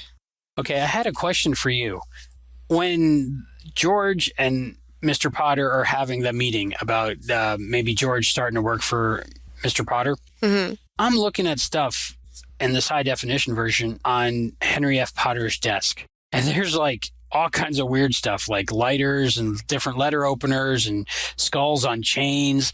There's like a big spoon over a candle. Like it looks like some kind of drug paraphernalia. I don't know what that was. What was that? I think it's for wax, because it was a stamper, and like you melt the wax, you light the candle, and it melts the wax in the spoon, and then you drop the wax on the envelope, and then you... Oh, okay. Like in Phantom of the Opera, where they seal the letters with the wax and the stamp. Okay, that makes sense. But I was thinking, because I don't know too much about drugs, all I know is what I've seen on after-school specials in the 90s. So you were thinking Mr. Potter was some kind of something head. Drug addict. Yeah, I was like, oh, who knows? He might have been in pain from an accident. That's why he was in the chair or whatever. But I was like, why would you have that on your desk? Yeah, it was kind of weird to see it like that. And because we don't really use that anymore, it's hard to get your brain to go, what is that? But I was looking at it and I'm like, well, kind of the candle, what would the candle be heating up? But I did notice that in the colorized version. And also the skull looking thing, I think, I'm not sure, would be probably like an inkwell. If it was next to all that stuff, it's probably like an inkwell or something. Life was so much harder back then. Now we just email somebody and it's in Ohio in 2 seconds. Not even 2 seconds. Instantly. Before you send it sometimes, and you're like, oh, I shouldn't have sent that. Yeah, there's no going back. The one kind of mistake, I saw in this film was at the time, well, a lot of people today still think this, but that you catch a cold from being out in the cold. So they were blaming Zuzu's teacher for not buttoning her shirt up all the way or whatever, so she caught a cold because she was out in the cold. But you don't catch a cold from being in the cold. It's a virus that you catch. I knew you were going to say that when we were watching it. Yeah, because it just bothers me. It's like, but back then, people, if you got cold, you caught a cold, just because it was a fairly common occurrence that those two things would coincide. But nowadays, it's just like, no. A lot of people still think that now. Which is silly, because it's the same word. Which I just wonder, like in other languages, when it's not the same word, do people have the same association? I don't know. Does that get lost in translation? Probably. Again, another good movie. Okay, you mentioned the 4 and the 7 on the window. The phone number was Bedford 247.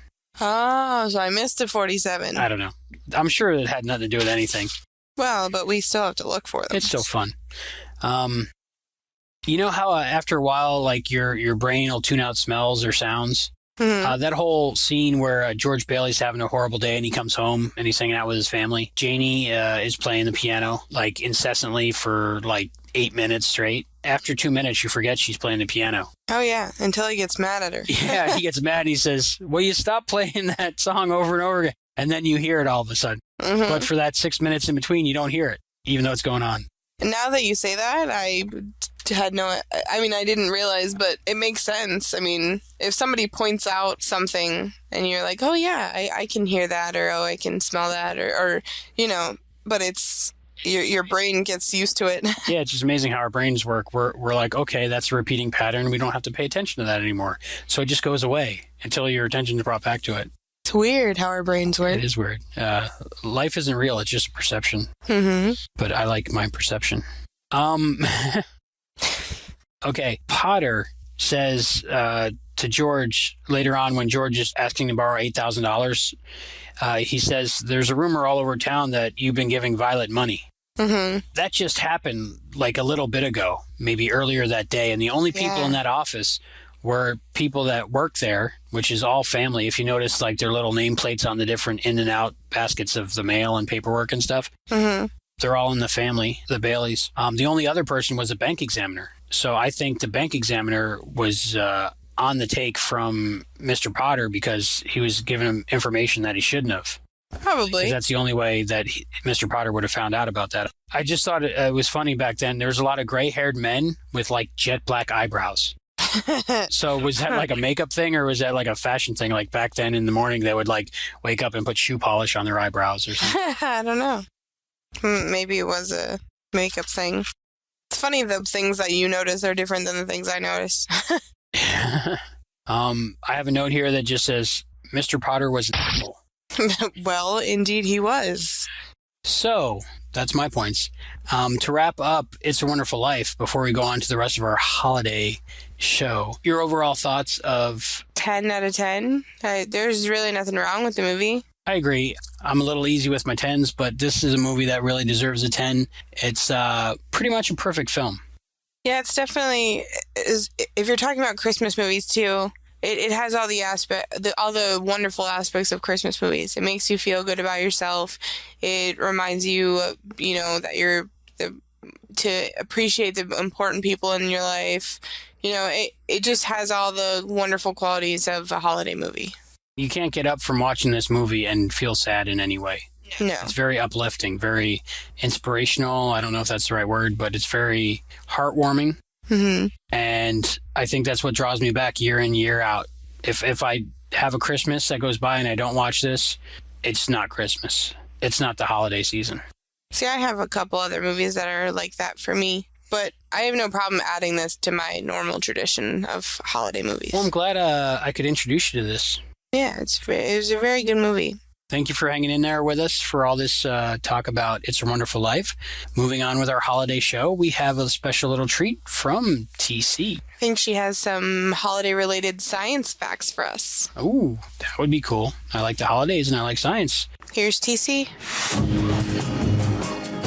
The following science segment is 12 minutes.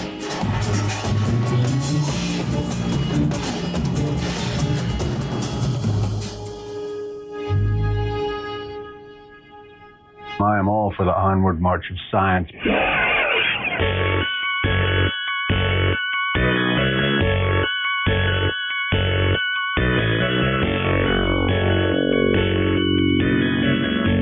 Did you ever wonder why the days are so long in the summer and so short in the winter? The length changes throughout the year. In the summer, around June 21st or 22nd, we experience the summer solstice, which is the longest day of the year. And in the winter, December 21st or 22nd, is the winter solstice, or shortest day. But wait, if you live in Australia, you experience the opposite. The longest day is in December and the shortest is in June. Why? The answer all depends on Earth's tilt. In the course of 1 year, Earth orbits around the Sun. It does not complete this trip, however, with the North Pole at the top and the South Pole at the bottom because Earth is tilted. In fact, it's tilted just about 23.5 degrees. So at different times of the year, either the northern or the southern hemisphere is tilted toward the Sun and is therefore closer to the Sun. So if you live in the northern hemisphere, north of the equator, Earth is tilted toward the Sun in the summer and away from the Sun in the winter. The solstice marks the turning point when the days begin to grow longer in the winter, or when they begin to grow shorter in the summer. At the solstice itself, however, the sun appears to stand still in the sky for a few days before and after. The word solstice, in fact, comes from the Latin for sun and to stand still. But then why, if the solstice is the turning point, is June 21st considered the first day of summer and December 21st the first day of winter? This odd fact is because while the hours of daylight are changing, the oceans need to catch up. Oceans take a long time to heat up and cool down, something called thermal inertia. In June, they are still cool from the winter, so the warmest days happen in July and August. Similarly, the oceans hold on to the warmth of summer long after the barbecues have ended, so the coldest days usually happen in January and February. Again, everything is reversed if you live below the equator. Even stranger, Earth is closest to the sun between January 3rd and 5th, but since the northern hemisphere is tilted away from the sun, the nights are long and the weather is cold.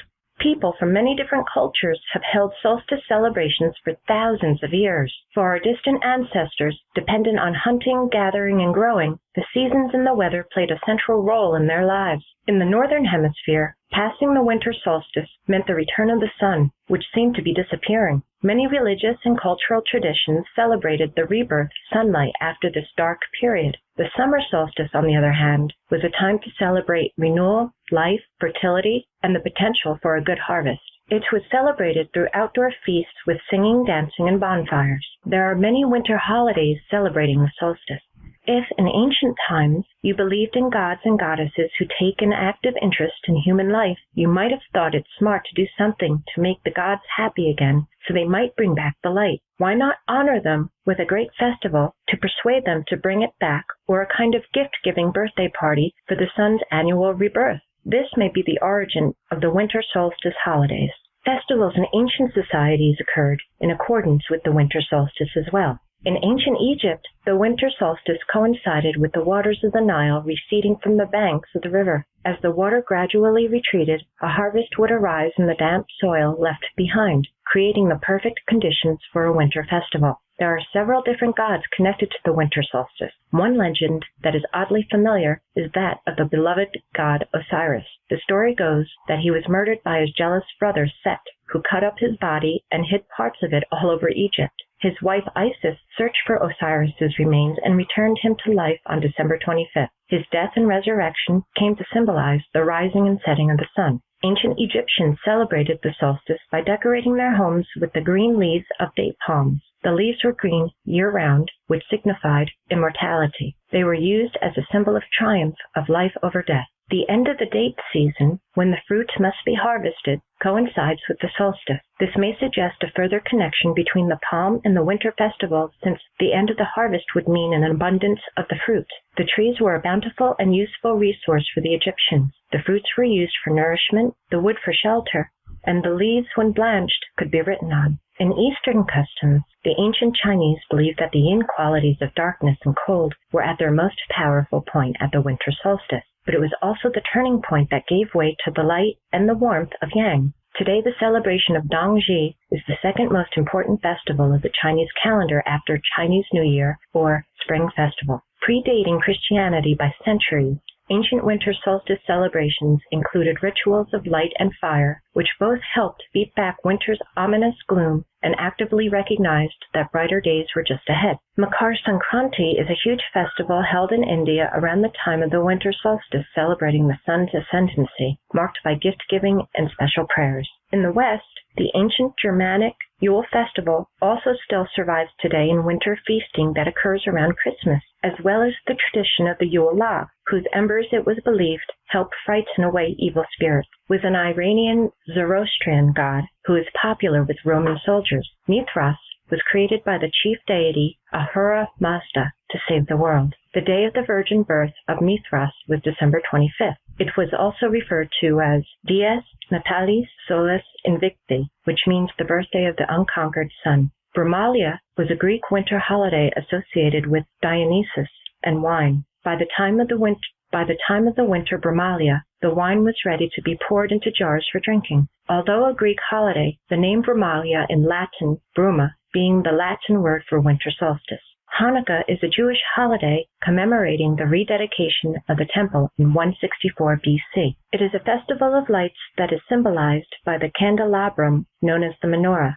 When the policy of tolerance was reversed and their temple polluted, the Jews rebelled and won. They then had to reconsecrate their temple. There wasn't enough oil to keep the candles lit throughout the night as was required, but by a miracle, the oil that should have lasted one day lasted 8 days, which was enough time to acquire a new supply. And so the holiday of Hanukkah commemorates this event.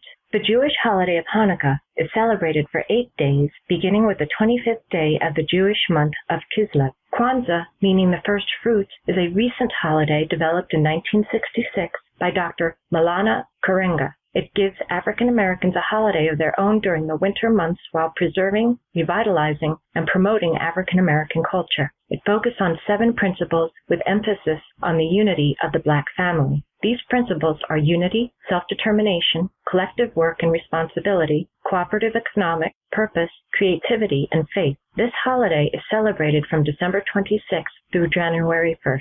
In ancient Roman cultures, the solstice was celebrated with a feast called Saturnalia. The festival had many similar observances to our present-day Christmas traditions. People visited and feasted with one another, giving presents and decorating their homes with candles and evergreen branches. Saturnalia was a holiday of complete relaxation and unrestricted merriment. All businesses were closed, including the courts, and war was halted until the end of the festivities. Major features of the festival included excessive drinking, gambling, dancing, and general partying. A unique aspect of the Saturnalia was the tradition of social inversion. This was the practice of slaves being waited upon by their masters. In fact, during Saturnalia, equality was a common theme. Everyone was given equal portions of the same wine and food. No favoritism was allowed, and no one could be ill-tempered or threatening. When Christianity was introduced to the Roman Empire in the early 4th century, the Church, in its wisdom, allowed the Saturnalia tradition to continue, but concluded the week-long festival with a day dedicated to the birth of Christ, or Christ Mass,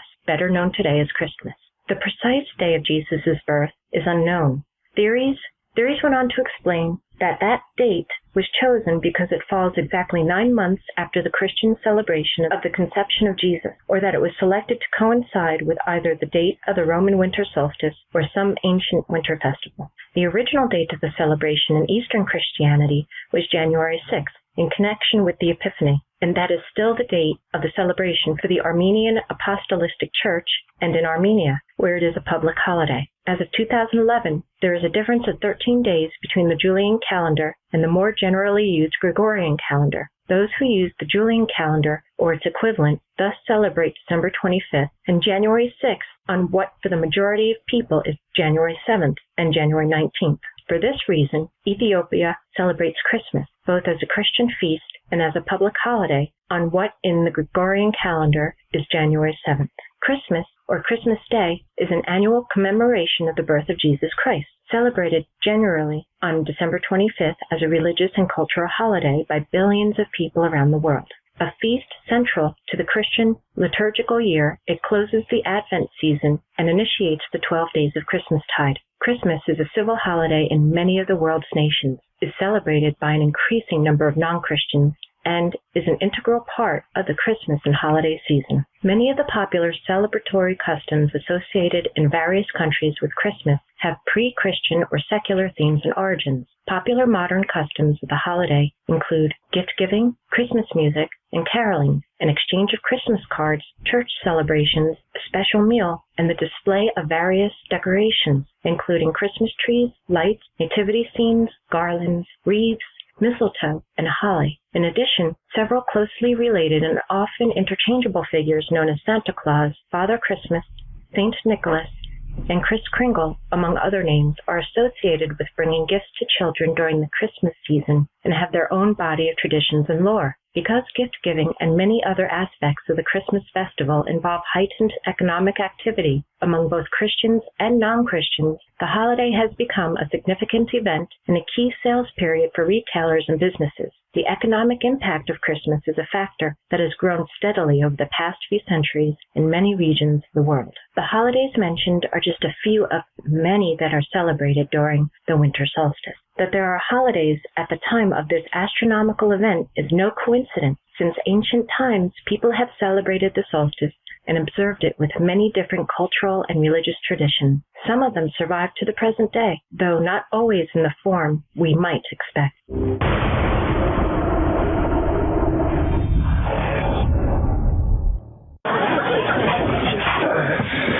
What? Nothing. It's a card from my dad. What is it? Wait. Dear son, happy Festivus?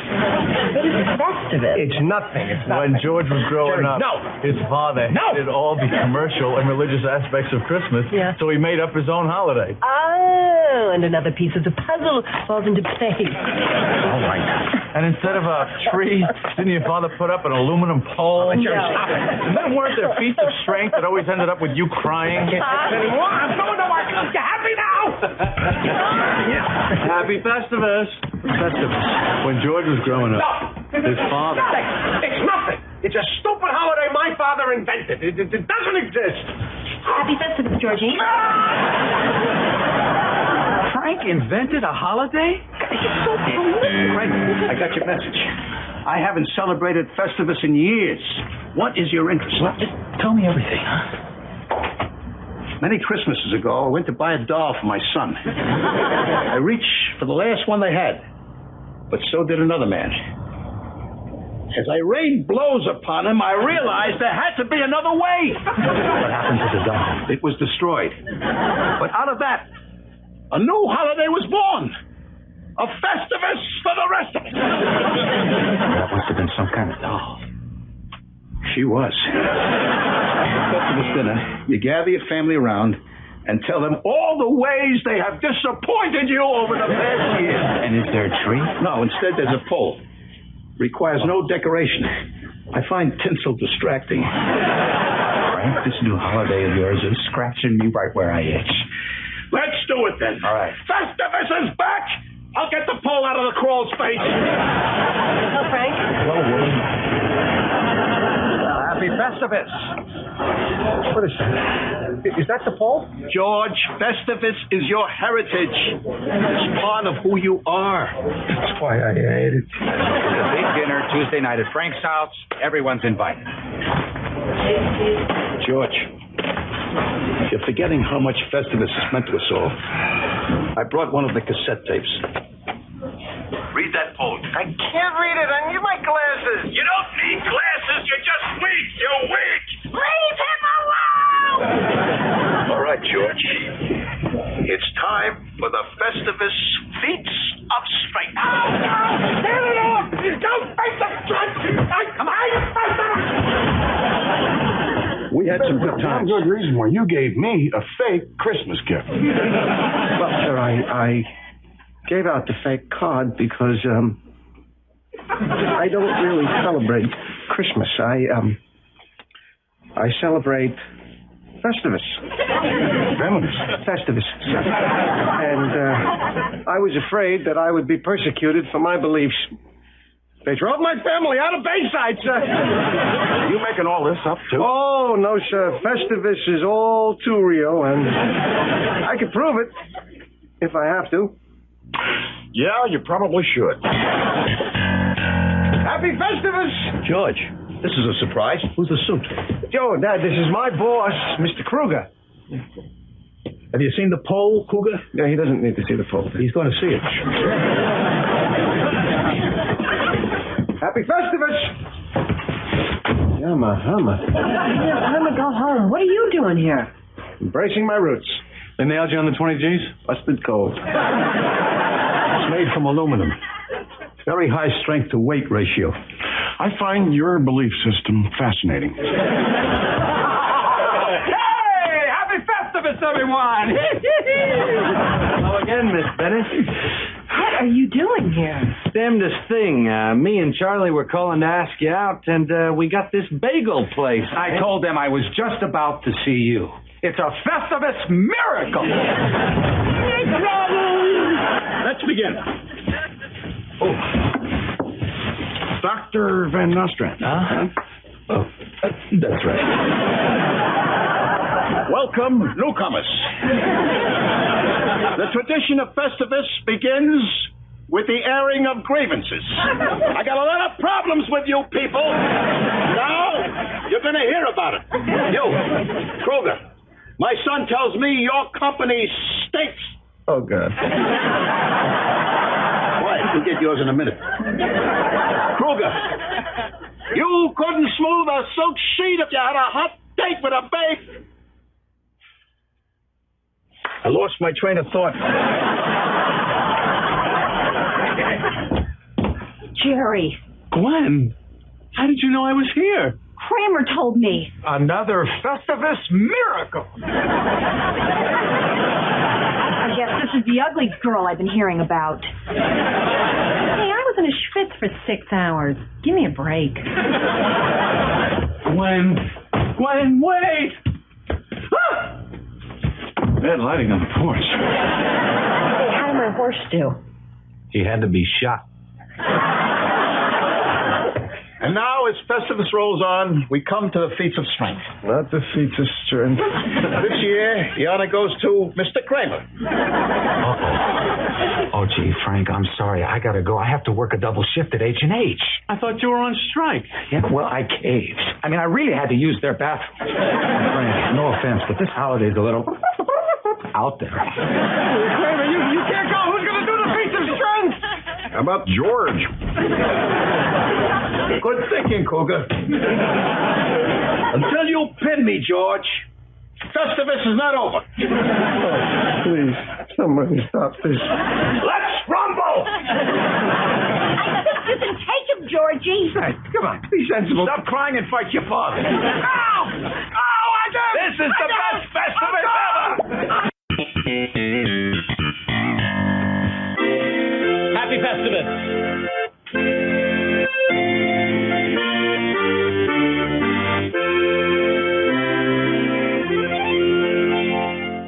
Oh, Festivus, your praises now we sing.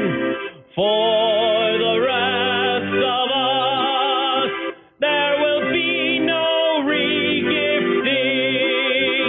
Thy shining pole of aluminum, completely tinsel-free.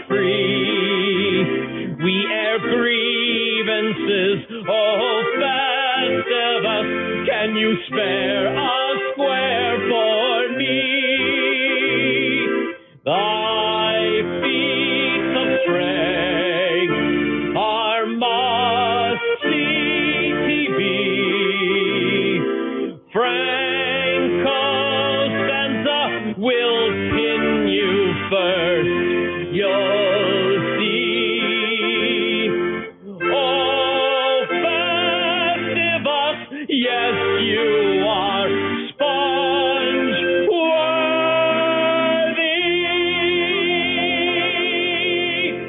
Wow, thank you, TC. We learned a lot about all the holiday celebrations that came out of the Winter Solstice.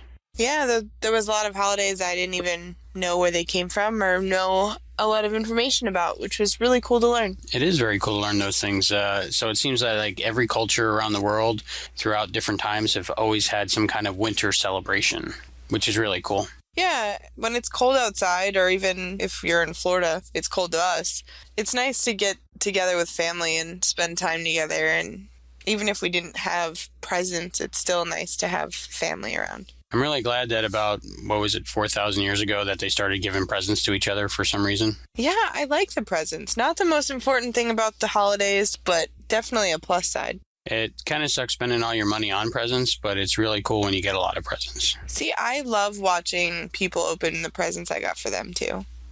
The holidays are just really just to enjoy yourself, and that's what we're doing here with our bonus episode of the Terra Nova Podcast. It's just enjoying yourself, having a good time talking about different holiday traditions, and It's a Wonderful Life, and we're going to have a countdown of our top holiday movies coming up. Speaking of enjoying ourselves, I'm really enjoying this monkey bread. Is that what it's called? Yeah, I guess it could be called monkey bread or cinnamon pull-apart bread. It depends on who you ask. I didn't know you were such a good baker. I really appreciate you bringing this over with you. This might seem like an elaborate recipe, but it is the easiest thing to make ever. How do you make it? Well, it takes about 10 to 15 minutes to prepare, and it cooks in the oven for about 45 minutes. And it is the simplest recipe you'll ever make. The ingredients are a large can of refrigerated biscuits. In the big, thick can of biscuits, you can do the flaky, the whole wheat, whatever kind you want.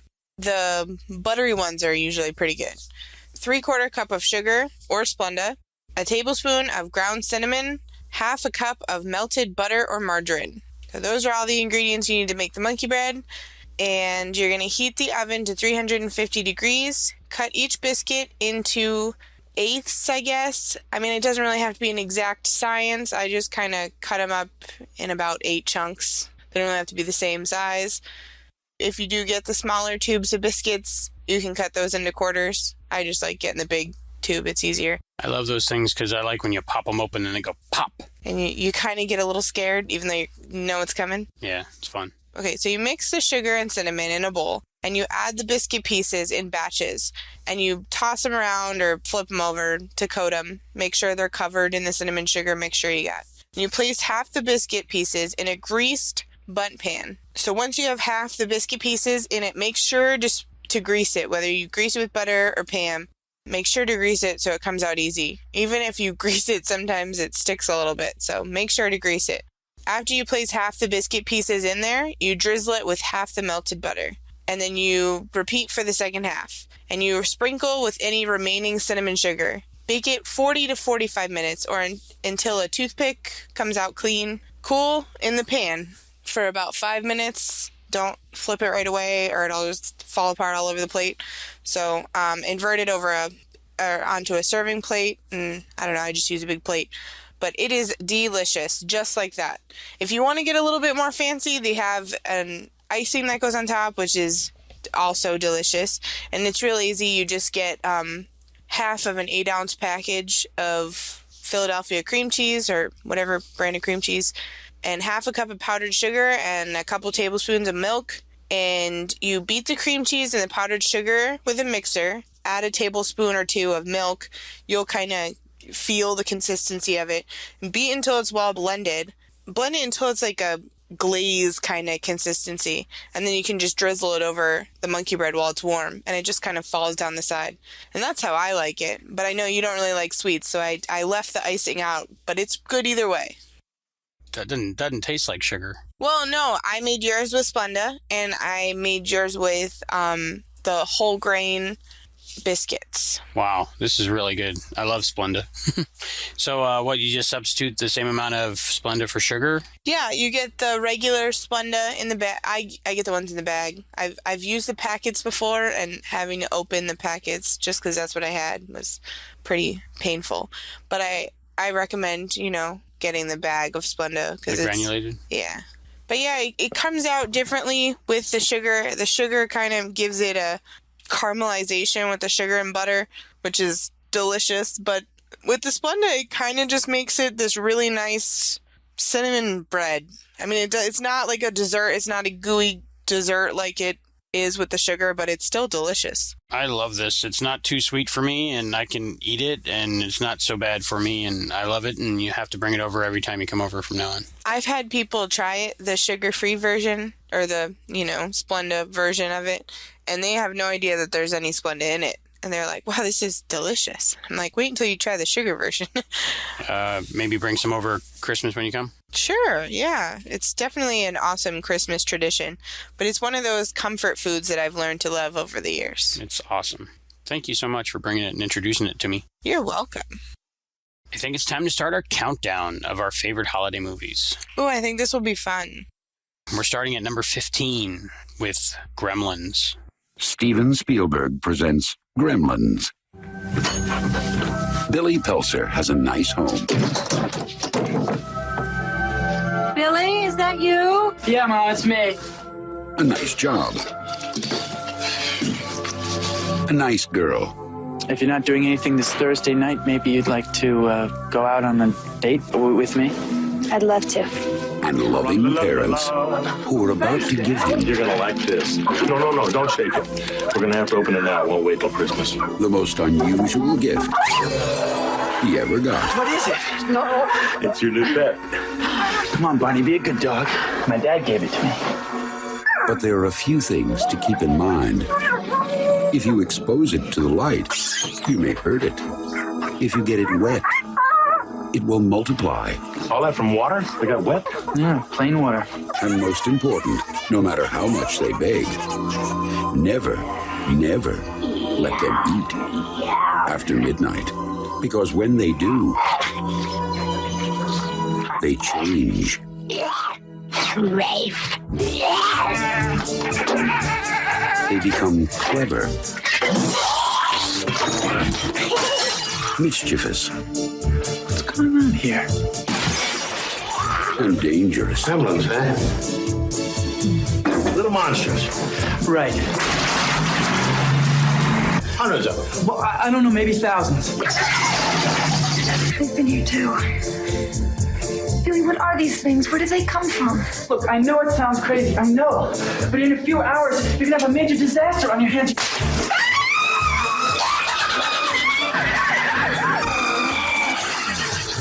Gremlins, directed by Joe Dante. They'll be expecting you.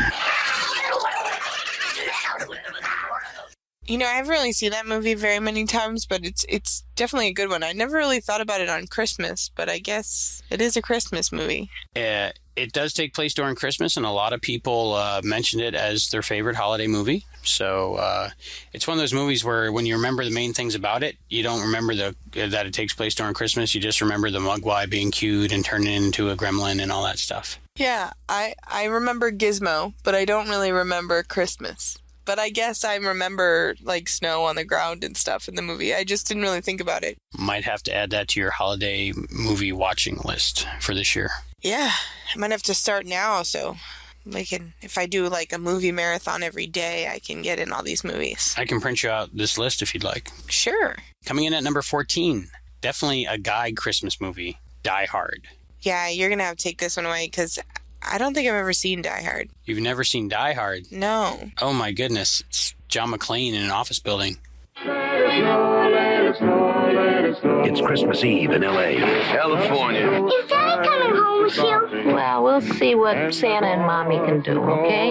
And New York cop John McClane has come to see his wife. I missed you. Instead, he's going to have to save her. Sit down. Within this skyscraper high above the city, 12 terrorists have declared war. They're about to be taught a lesson in the real use of power. They're as brilliant. Because I am interested in the $640 million in your vault. As they are ruthless. And I'm telling you, you're just going to have to kill me. Okay. We do it the hard way. Now, the last thing McClane wants. Think, damn it, think. Is to be a hero. Where's Holly? Hey, Tucker! Where? But he doesn't have a choice. What does he think he's doing? Job. They have already killed one hostage. This channel is reserved for emergency calls only. Lady, do I sound like I'm ordering a pizza? He's inside? Who is he? Who are you then? You are most troublesome for a security guard. Sorry, wrong guess, Hans. Would you like to go for double jeopardy? Do you really think you have a chance against us, Mr. Cowboy? Yippee-ki-yay, mother. But you just destroyed a building. I am in charge of this situation. Well, I got some bad news for you. Come up here, then look like you're in charge of check. He is alone, he is tired, and he hasn't seen diddly squat from anybody down here. Hey, pal, how you feeling? All things being equal, I'd rather be in Philadelphia. I want blood, and you'll have it. Only John can drive somebody that crazy. He's an easy guy to like. Come out to the coast, we'll get together, have a few laughs. And a hard man to kill. Bruce Willis, Die Hard. Got invited to the Christmas party by mistake. Who knew?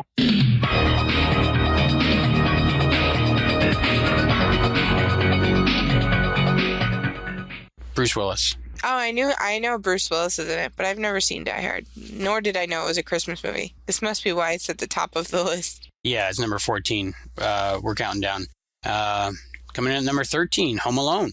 Definitely a Christmas movie.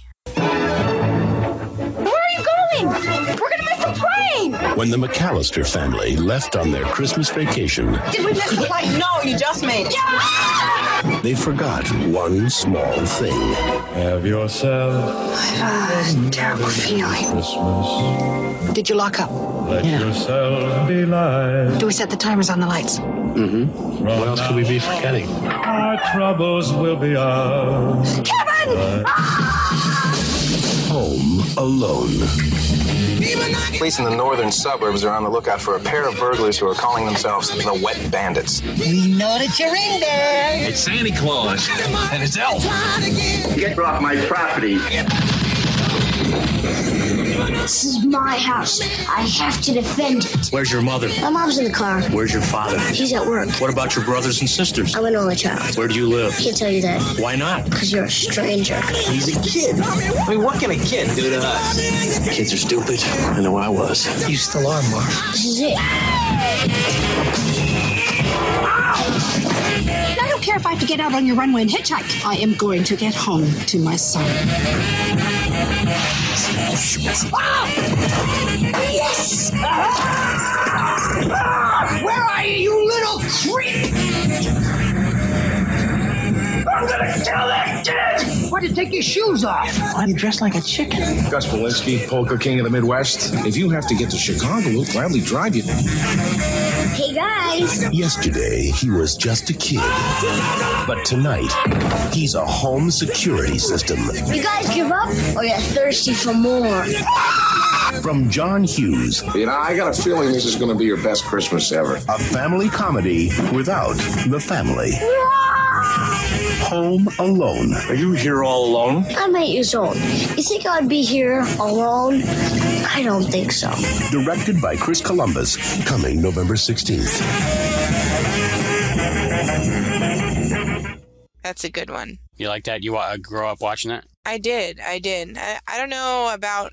I think 1 and 2 had Macaulay Culkin, but 3 had, like, some other kid. Not sure. I only remember really 1 and maybe 2. Yeah, I remember 1, though I could recite the movie in my head. 1, yes. John Hughes film. Macaulay Culkin's really great in it.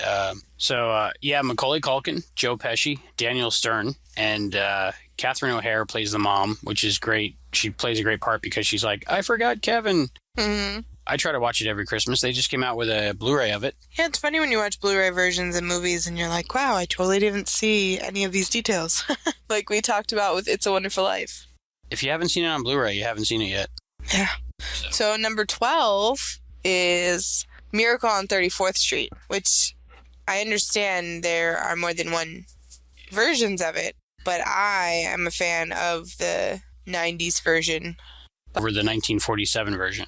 Yes, because I grew up watching the 1994 version. I mean, I was 5 when that came out, so. I've never seen the 1994 version. Oh, it's good. It has the girl from Matilda in it. I've never seen that either. Oh, my goodness. It says here she was a Mrs. Doubtfire, so I think I know her. Oh, yeah, she was a little girl. All right, my version of Miracle on 34th Street is the 1947 version. It's a black and white version that they've actually colorized a bunch of times too, but I watch it in black and white every year. I've seen that one. It's got Natalie Wood in it as a little girl, and I don't know, I just like watching it. And at the end, I don't want to spoil it for anybody if you haven't seen it, but it's a very cute ending. It makes you believe in the spirit of the holidays, if only for a little bit. Yes, it's a very good movie. I remember when I was little, my mom always used to cry at the end, even though she'd seen it a million times. Next up in our countdown is the 1996 Jingle All the Way. Oh, this is another good one. Schwarzenegger. That was horrible. Every holiday season, there's one toy everyone has to have. I want the Turbo Man action figure with the arms and legs that move, and the rocket launcher jetpack, and the boomerang shooter. Getting it is every child's dream. Whoever doesn't can be a real loser. Finding it. You got the doll, right? Is this father's nightmare. I'll get that toy. I promise. Whoa! Nothing like waiting until the last minute, Howard, sir. Especially on Christmas Eve. Turbo Man, you're mine! They're all gone. These two are looking for a Turbo Man! Where's your Christmas spirit? The last one just left. Now, it's two fathers. This is war. One mission. Oh, the baby. And every man for himself. I'm thinking maybe, we could join up as a team. Like Starsky and Hutch. We're in late delivery of Turbo Man. That toy works. Let's go. Is there a problem, officer?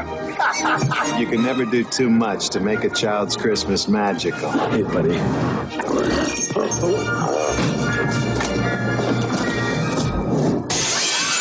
From the director of Mrs. Doubtfire. You want a Turbo Man for Christmas? Forget it. I'm not going to sleep in your lap. Tony, show him. That was taken this morning. And from the director of The Flintstones. Don't open that up. No. Of course, there's some assembly required. You know what you guys are? Nothing but a bunch of sleazy con men in red suits. Arnold Schwarzenegger. Sinbad. I work for the post office and I'm unstable. Tell him. This man is totally insane. Thank you.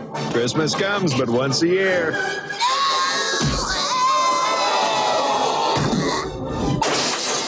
Jingle all the way. You picked the wrong day. It's got Arnold Schwarzenegger, Sinbad, Phil Hartman, and a lot of funny people. The Big Show, Paul White's actually in it. He plays one of the Santa Clauses. That is really funny because I realized that last year after I've been watching wrestling now for maybe a year or two, and when I was watching it, I was like, wow, he looks familiar. I didn't think about any of them being anybody. The Santa's actually, being anybody, but it's the Big Show. It's pretty cool. This movie definitely demonstrates the stress of Christmas. Now, I don't have any kids, but I know that a lot of my friends have been looking for leap pads and they've been out and people have been crazy going to find these things for their kids. And this is definitely an exaggerated version of that, but hilarious. I don't know how exaggerated it is because when the Tickle Me Elmo phase was out and people were like assaulting each other to get a Tickle Me Elmo for their kids because there just wasn't enough to go around, and people were buying them when they were lucky enough for like $28 and selling them for $300 or $400 on the street. I remember that. It was crazy. Everybody had to have a Tickle Me Elmo. I think I was one of those kids that had a Tickle Me Elmo. Did you get one for Christmas? Yeah. Oh, so your parents probably went through something like Arnold Schwarzenegger did in this movie. Maybe my mom was just really prepared. Maybe she was ahead of the curve on that. Yeah. And of course, the other actor in this was Jake Lloyd, or as other people know him, Anakin Skywalker. Yes. But a little bit younger. So we got 10 more to go, and we'll be doing that soon. And speaking of Christmas, that's one of those winter holidays that people celebrate around this time. We have a message from Santa Claus. Oh. This is Santa Claus. That's a message for all the kiddies that listen to the Terra Nova Podcast. I hope you've been good boys and girls this year, because the elves have been working hard all year long to make the toys and goodies that you had wanted. So, ho, ho, ho, Merry Christmas, and a Happy New Year. Ho, ho, ho, ho, ho.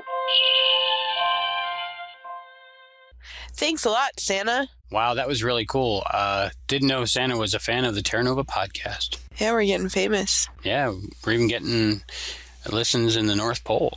Just need those people in Antarctica to listen to our show. There's some scientists down there. I don't know why they haven't listened yet. That's our last continent we're waiting for. Well, there's all kinds of holiday traditions that come up around this time of year. This time of year means one thing to me. What's that? It happens on December 25th, and it's a tradition that's gone back years now, about 5, 6. It's Doctor Who. Oh. The brand new Doctor Who. Spoilers. Spoilers. Spoilers. My favorite time of year, Doctor Who. The first one was in 2005, The Christmas Invasion. Is that the one with the Christmas trees that were attacking everybody? Yeah, Christmas trees and Santa Clauses, and it was very attacky. This was David Tennant's first actual episode where he did stuff. Huh, I like David Tennant. Yeah, before that it was Christopher Eccleston. Yes, he was pretty cool too, though. He was good. In 2006, the holiday special was The Runaway Bride. With Donna Noble. Donna Noble. She's left the library. Donna Noble has left the library. That was the episode with the big red spider The spider lady. Yeah, she was under the river. Ugh. It was weird. Donna Noble's first appearance, and it might have been her only appearance, but then later on in the series, we get to see her again, and then she becomes the Doctor's new companion. Spoilers. Oh, spoilers, sweetie. Yeah, I don't think I liked her in this episode, but I don't think you were supposed to like her in this episode, because when Rose left the Doctor and all of a sudden you had a new companion, you didn't want to like her. You wanted to hate her. So they put one in there that you would hate on purpose. So it was kind of like the rebound companion before you got Martha Jones. I like Donna Noble, though, too. In that first episode? No. Okay. Of course, everybody liked Donna Noble later. Yeah. Speaking of Donna Noble, did you know that Catherine Tate, that is her name, right? Yes. Did you know that Catherine Tate was in Gulliver's Travels? No, I did not. I haven't seen it yet. I saw like 5 minutes at my mom's house, and I'm like, oh my gosh, it's Donna Noble. Did she say, who is that? Yeah, pretty much. And in 2007, we got Voyage of the Damned. Well, that's the one that's kind of like Titanic, but a spaceship. It is Titanic, but a spaceship. Yeah. The guest companion in that one was Kylie Minogue. Oh, cool. I remember that now. That was a good one. Wasn't Donna Noble's grandfather in that one? Yeah, it was good. I remember leading up to that, the Titanic had crashed through the TARDIS, and you're like, what? And then you had to wait till Christmas to find out what it was. But it was very, very good episode. Kind of sad, but good. That was a one-time companion, Kylie Minogue, but she did really good in the episode. Yeah, still sad at the end. There's a lot of sad parts in Doctor Who, but that's what makes it good. Yeah, Torchwood too. Oh yeah, Torchwood's great. But I mean sad moments. Oh yeah, but there's some happy ones. Not as many in Torchwood. Then in 2008, we had The Next Doctor. Oh, I know which one this is. The guy with the hot air balloon. Crazy in the beginning of the episode. Yeah, that was a good one. That was the one with the guy that we thought would be the next Doctor, maybe. Yeah, and the slave kids and the hot air balloon and... the Cybermen. And that crazy lady. I thought it was cool that he thought he was the Doctor. And it was cool at the end of the episode how he came to think he was the Doctor. Yeah. But it's cool that he thought his TARDIS was the hot air balloon. So, and all these different things. And of course, the Doctor thought he was a future incarnation of himself. Yeah. Until he started catching on. Or until he saw the TARDIS. The TARDIS. He was like, hot air balloon. Sonic Screwdriver was a screwdriver. And next we have, in 2009, The End of Time. That one's not a very Christmassy one, but it had a lot of good things in it. It had Donna Noble again. It had Donna Noble's grandfather, and it had the Master. Yeah, and I think David Tennant started to figure out that it was the end of his time. Yes, it was quite an ood episode. Pun intended. And in 2010, last year, we had A Christmas Carol. That one was so good. You know, Dumbledore's in that, right? Dumbledore. I didn't know until you told me. Yeah, man. I heard his voice, and I'm like, I know that voice. I know that. I looked it up, and sure enough, Dumbledore, just with really short hair and no facial hair. This was the first Doctor Who holiday special with Matt Smith. Oh, yeah. And now, an inside look into Doctor Who, A Christmas Carol. Oh, the Christmas special. What's so special about Christmas? I despise Christmas. It's the most Christmassy Christmas special of recent years. It's a sort of a take on A Christmas Carol, but with a time-travelling Doctor Who twist. It's Christmas Eve. We're asking for one moment of kindness. I think what's brilliant about the Doctor and Christmas, respectively, is that the kind of spirits of the two match up quite well. The Doctor loves Christmas, and Christmas sort of plays into the Doctor's hands. I get to come down a chimney, a la Santa, which is brilliant, and sort of dust all the smoke off me and stuff. Rory and Amy have just got married, so we're off on our honeymoon, and of course, in true Doctor Who style, it doesn't start or end well. Everyone ends up in a lot of danger. Michael Gambon, the legend, is in it, and he will make you all cry. Time can be rewritten. People count. It was a treat to work with Michael Gambon. He's certainly one of my sort of acting heroes. He's part of the acting dynasty, particularly in Britain. To get him on the show was just such a coup, and so amazing just to watch him work. Who are you? I'm a ghost of Christmas past. And he's just very naughty and very funny and turns in a great performance. Catherine Jenkins is in it, the opera singer, making her acting debut, and she's really brilliant in the role, really angelic. With Catherine, it was her first venture into acting, actually, and I think she's done sterlingly well. I think she's done it with great aplomb. and you think it's going to be kind of classic Christmas, but it takes us to a completely different level. There's a lot of surprises along the way. It's a magic yarn, a magic Christmas fable. Yeah, that one was really good. My favorite so far. For the 11th Doctor and Amy Pond's first Christmas special, I think they did really good. I don't think Amy Pond is going to be in the next one. I think it's just going to be the Doctor in the next one. Who's ever in it, I'm going to watch it. Yeah, I'm excited. So this year, 2011, we have The Doctor, The Widow, and The Wardrobe. It's going to be good. Yeah, Matt Smith and no Amy Pond. Yeah, I didn't see her in the preview. But it looks like a little play on The Lion, the Witch, and the Wardrobe. But scary. Well, I guess the White Witch was scary.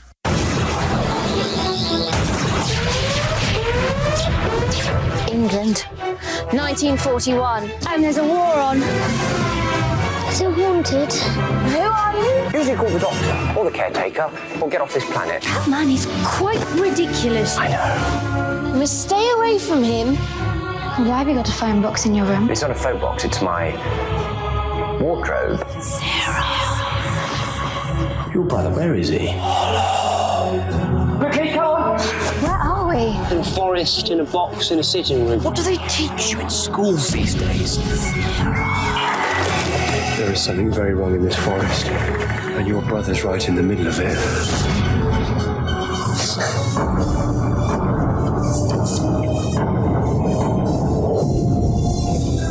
Best Christmas ever.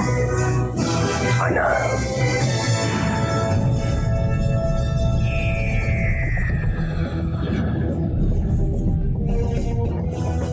Hopefully, maybe they'll tie it in because it's the 1940s. So maybe one of the little kids is one of the people that grow up to write Tales of Narnia. I don't know. That's where I'll be on December 25th, watching Doctor Who. Yeah. Are you a Whovian? I think you're a Whovian from the way you're talking about Doctor Who. Yeah, I have a TARDIS phone case. That's awesome. Yeah.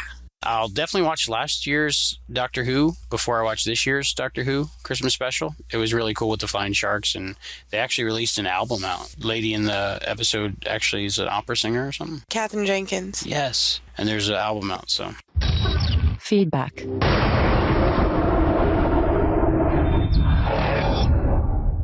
We had some feedback for our holiday episode. Oh, really? Yes, this one's from Danielle. Hi, Albie, TC, and Heather. Have a nice holiday. Bye. That one was short and sweet, but happy holidays to you too. Yeah, Merry Christmas. And we got one from Johnny Jr. Oh, wow, we haven't heard from him in a while. No, he sent us some colored pictures to put on our website, but he hasn't left us a voicemail in a while. This one is about his favorite holiday tradition.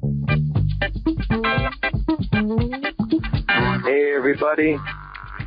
This is Johnny Jr., Brooklyn Bear, and we're watching our favorite holiday episode of Sanford and Son, which is Season 5, Episode 13, Ebenezer Sanford. Sanford is like the Christmas Carol, and his son Lamont is like the spirits of Christmas past, present, and future. Really funny. It's one of my faves. Now I want everybody out there in Terra Nova land to watch Sanford and Son, Ebenezer Sanford. And if you don't, you're just a big dummy. I just came up to the funny part when they're in Fred's past, and Fred as a child, he comes limping in just as he does in real life. Funny, he does the walk. Fredzy, come on! Fredzy! That's me, she used to call me Fredzy. That's right, she's calling you. Yes, Mother? Did you bring back the bread? Yes, ma'am, I got it.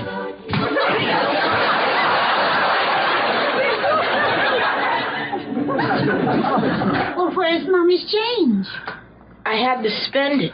Charlie Stone had an old windshield wiper, so I bought it off him. And someday I'll sell it for junk and make lots of money. Because that's what the future of this country is coming to.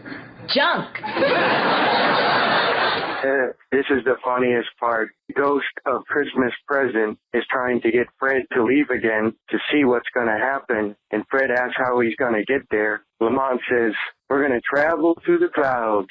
And then Fred says, no cars, Fred Sanford. We'll travel on the clouds above the stars in the sky. I ain't smoking none of that stuff. Merry Christmas! Oh, Fred, I'm so glad to see you. You're a little late for dinner and eggnog. I am. Well, am I too late for the Christmas carol? Not until the clock hits 12. Good. Go ahead, start one, Fred. Go ahead. No, I don't want to sing nothing. A flat.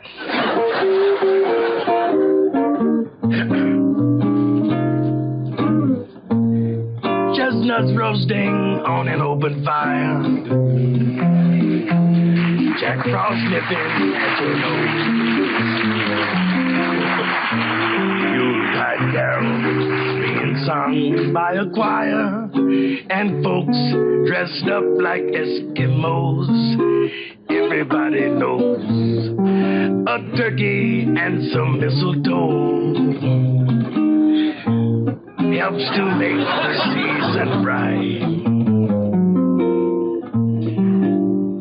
Tiny tots with their eyes all aglow will find it hard to sleep tonight. They know that Santa's on his way. He's loaded lots of toys, goodies on his sleigh. And every mother's child is gonna spy to see if reindeers really know how to fly. So I'm offering this simple phrase to kids from 1 to 92. Although it's been said many times, many ways, Merry Christmas, Merry Christmas, Merry Christmas to you.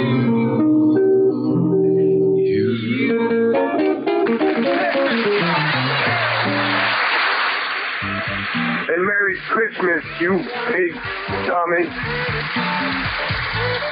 Well, thank you, Johnny Jr., and I hope you liked that song and as much as he did. Thanks for getting in contact with us. Everybody seems to be getting in the holiday spirit now. Yeah, it's getting closer and closer to Christmas.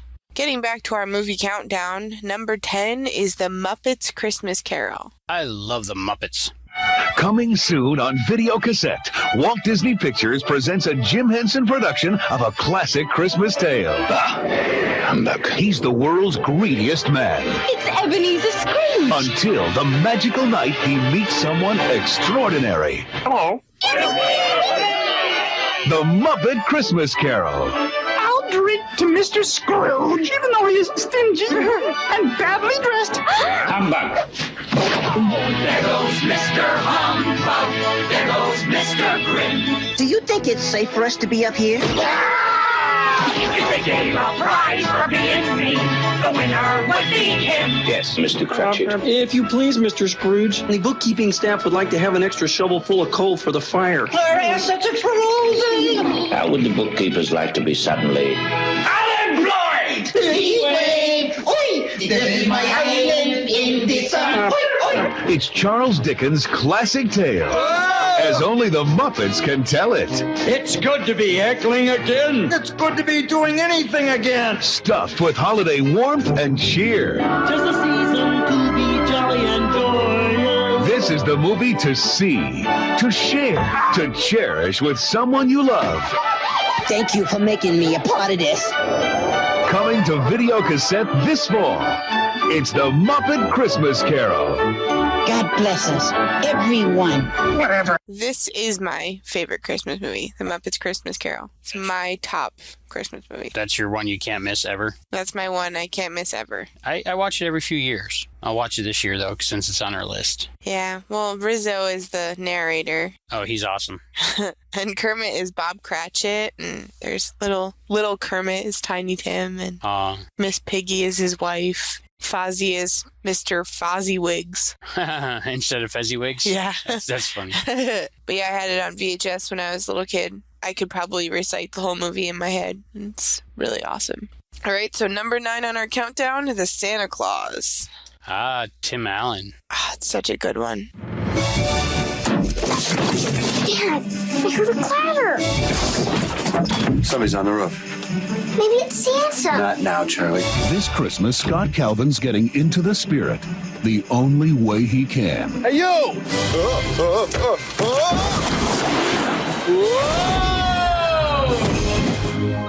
By accident. If something should happen to me, put on my suit. The reindeer will know what to do. He's Santa. You killed him. Did not. Check out Santa's sleigh. When you put on the suit, you fell subject to the Santa Claus. The Santa Claus? What does that mean? It means you put on the suit, you're the big guy. Ha! Santa, how come your clothes are so baggy? Do you want this doll or not? Go back to sleep. I shave in the morning, in the afternoon. I look like this. Oh my God. Calvin, your weight. What happened? Bee sting. What, you put on a little weight? Does this look like a little weight to you? You look distressed. I'm way past distressed. I'm talking to an elf. He's not Santa. Oh my God. He is too, Santa! Wait, I'm not done. Fax me. This is our perpetrator. This one's not going to be easy to find. Won't the bright red suit and beard give him away? Who's down there?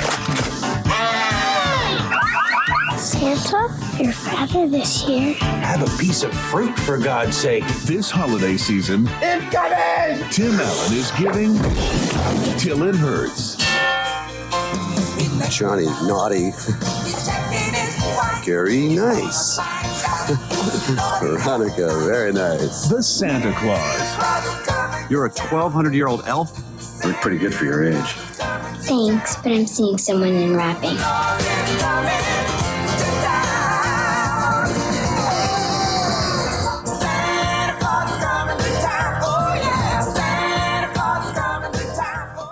Yes, I like that movie.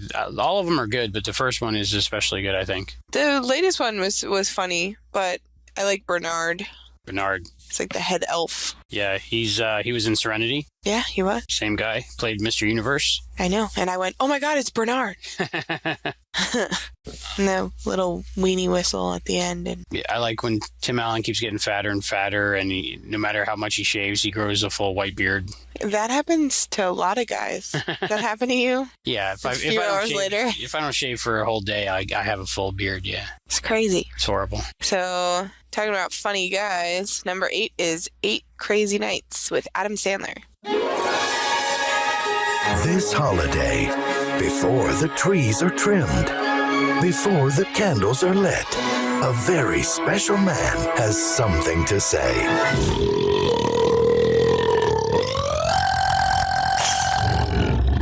Please excuse me while I go take shower.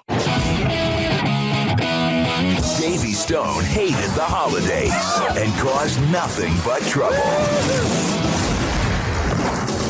Until the day his luck ran out.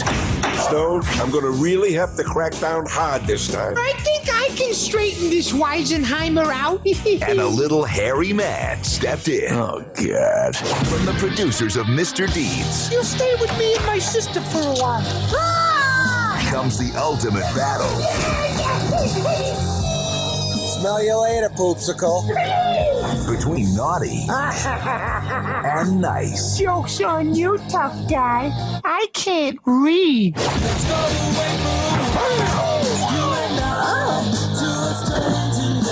Adam Sandler is the voices of Whitey, Shaving the chest. Eleanor, Nobody needs a unibrow. and Davy. I wonder if that guy ever wiped with the wrong hand. Yes.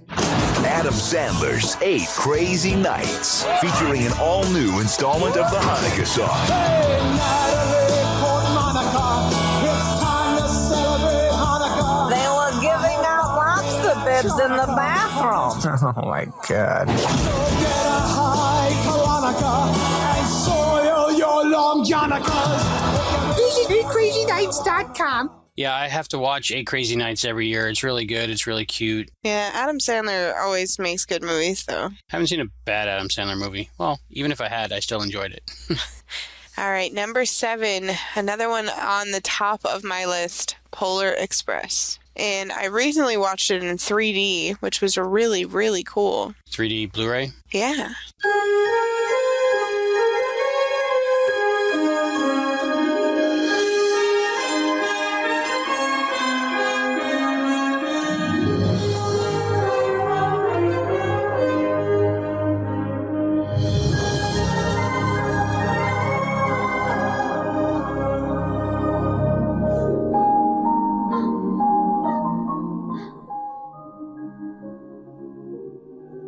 On Christmas Eve, many years ago, I lay quietly in my bed. I did not rustle the sheets. I breathed slowly and silently. I was listening for a sound I was afraid I'd never hear.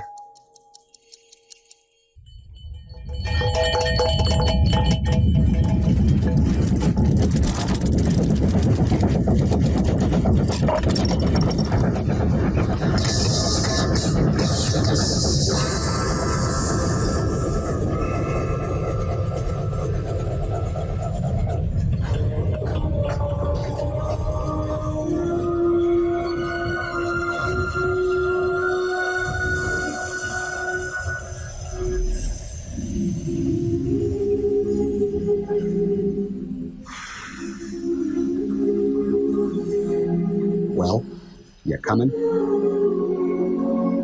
Where? Why, to the North Pole, of course.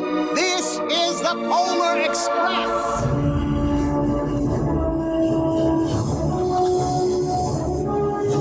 All aboard!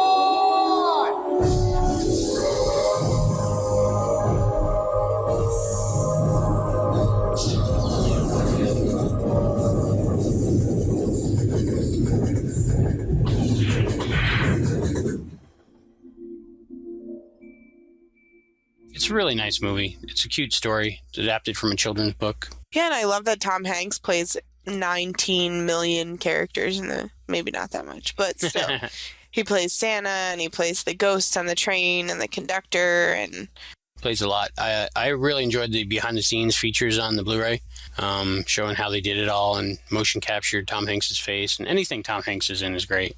My grandma and I actually really connect on that movie, which brings the whole family element into it. But we love Josh Groban, which is one thing, and he sings one of the main songs. I think it's called "Believe." Oh, I like that song. Yeah. Yeah, it's the whole point of the movie. We both love Josh Groban, and when this movie came out, it was awesome. And also, have you ever been to SeaWorld? Yes. There's a ride for Polar Express. I went on that. That was pretty cool. Yeah. Yeah. And it's freezing cold. Especially after you get splashed by a whale. Yeah, somebody I know maybe get splashed by Free Willy over there and then go right to the Polar Express ride, which was like 19 degrees. It's fun. It's a tradition. Oh my God, it was so cold. I'm so glad that they gave out hot chocolate. That was good hot chocolate. So number 6, I'm sure a classic on a lot of people's list, National Lampoon's Christmas Vacation. To be jolly, fa la la la la la la la. After vacationing across America and throughout Europe, Take it, Russ. this holiday season, the Griswolds are going to play it safe. Clark, we're stuck under a truck. They're staying at home. I give you the Griswold family Christmas tree. Hope you're not getting sap all over your sweater, Clark. All Clark wants is a quiet, old-fashioned Christmas. Sorry. Got a little knot here. Can work on that. What he's going to get is the gift that keeps on living. Merry Christmas. His family. We didn't come to impose. Oh, hell, there's plenty of room. Do you sleep with your brother? Do you know how sick and twisted that is, Mom? Well, I'm sleeping with your father. Have you got a kiss for me? You better take a rain check on that, Art. He's got a lip fungus they ain't identified yet. But no holiday could ever be more deeply touching. We were gonna call, but Eddie wanted to make it a surprise. If I woke up tomorrow with my head sewn to the carpet, I wouldn't be more surprised than I am right now. We're really gonna fly down the hill with this stuff. So genuinely moving. Can I refill your eggnog for you? Drive you out to the middle of nowhere, leave you for dead? More truly uplifting. Can I show you something? I was just browsing. Or more down to earth. Merry Christmas! If Santa is smart, he'll stay well clear of this joint. It's a death trap. Then Christmas with the Griswolds. Everybody come out quick, look at the lights! They want you to say grace. I pledge allegiance to the flag of the United States of America. This year, let Chevy Chase light up your holiday. National Lampoon's Christmas Vacation. That thing had 9 lives. She just spent them all. You crack up.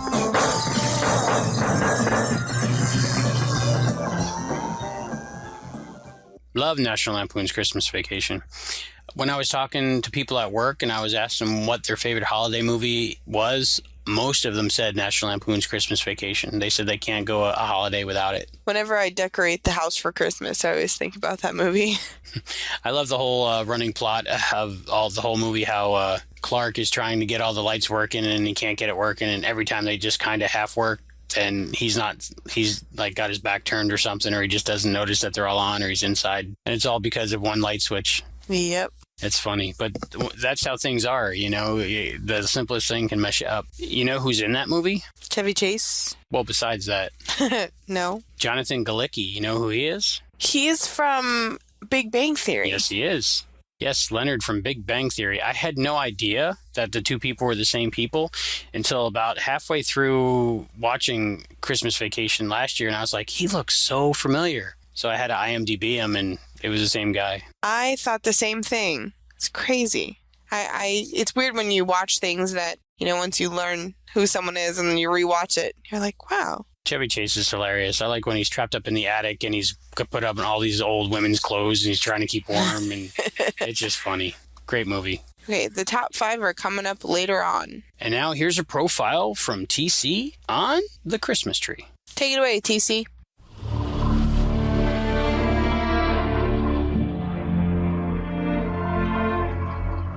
Profile. The Christmas tree. One practice associated with the winter solstice is the setting up of evergreen trees.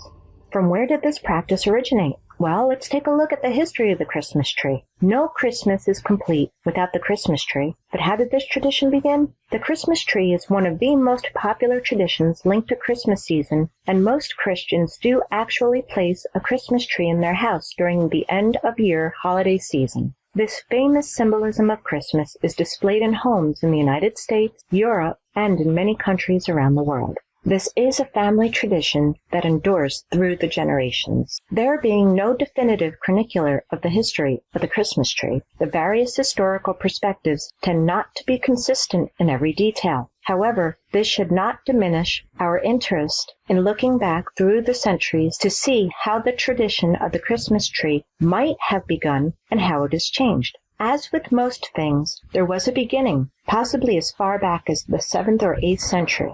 Countess Maria Hubert von Stauffer wrote a blog called The Christmas Archives, in which she states that by the 12th century, the Christmas tree was being hung upside down from ceilings at Christmas time in Central Europe as a symbol of Christianity. Martin Luther enters the story in the 16th century. One night he meditated too long in the forest, and as evening descended, he faced the dangers of getting lost and confronting wild beasts. He attributed getting out of the forest safely to specks of blue and silver lights shining through the trees, guiding him on his way. He took a little fir tree to his family and, unimaginably from present-day realities, put lighted candles on it to show his children what he saw in the forest. God's light shines through the darkest night for everyone, he said, according to von Stauffer. It is to Luther, then, that we trace the tradition of putting lights on our Christmas trees. Germany was the source of more than just the idea of the Christmas tree and lights. Tinsel was made there starting in the early 1600s and was exported all over the world.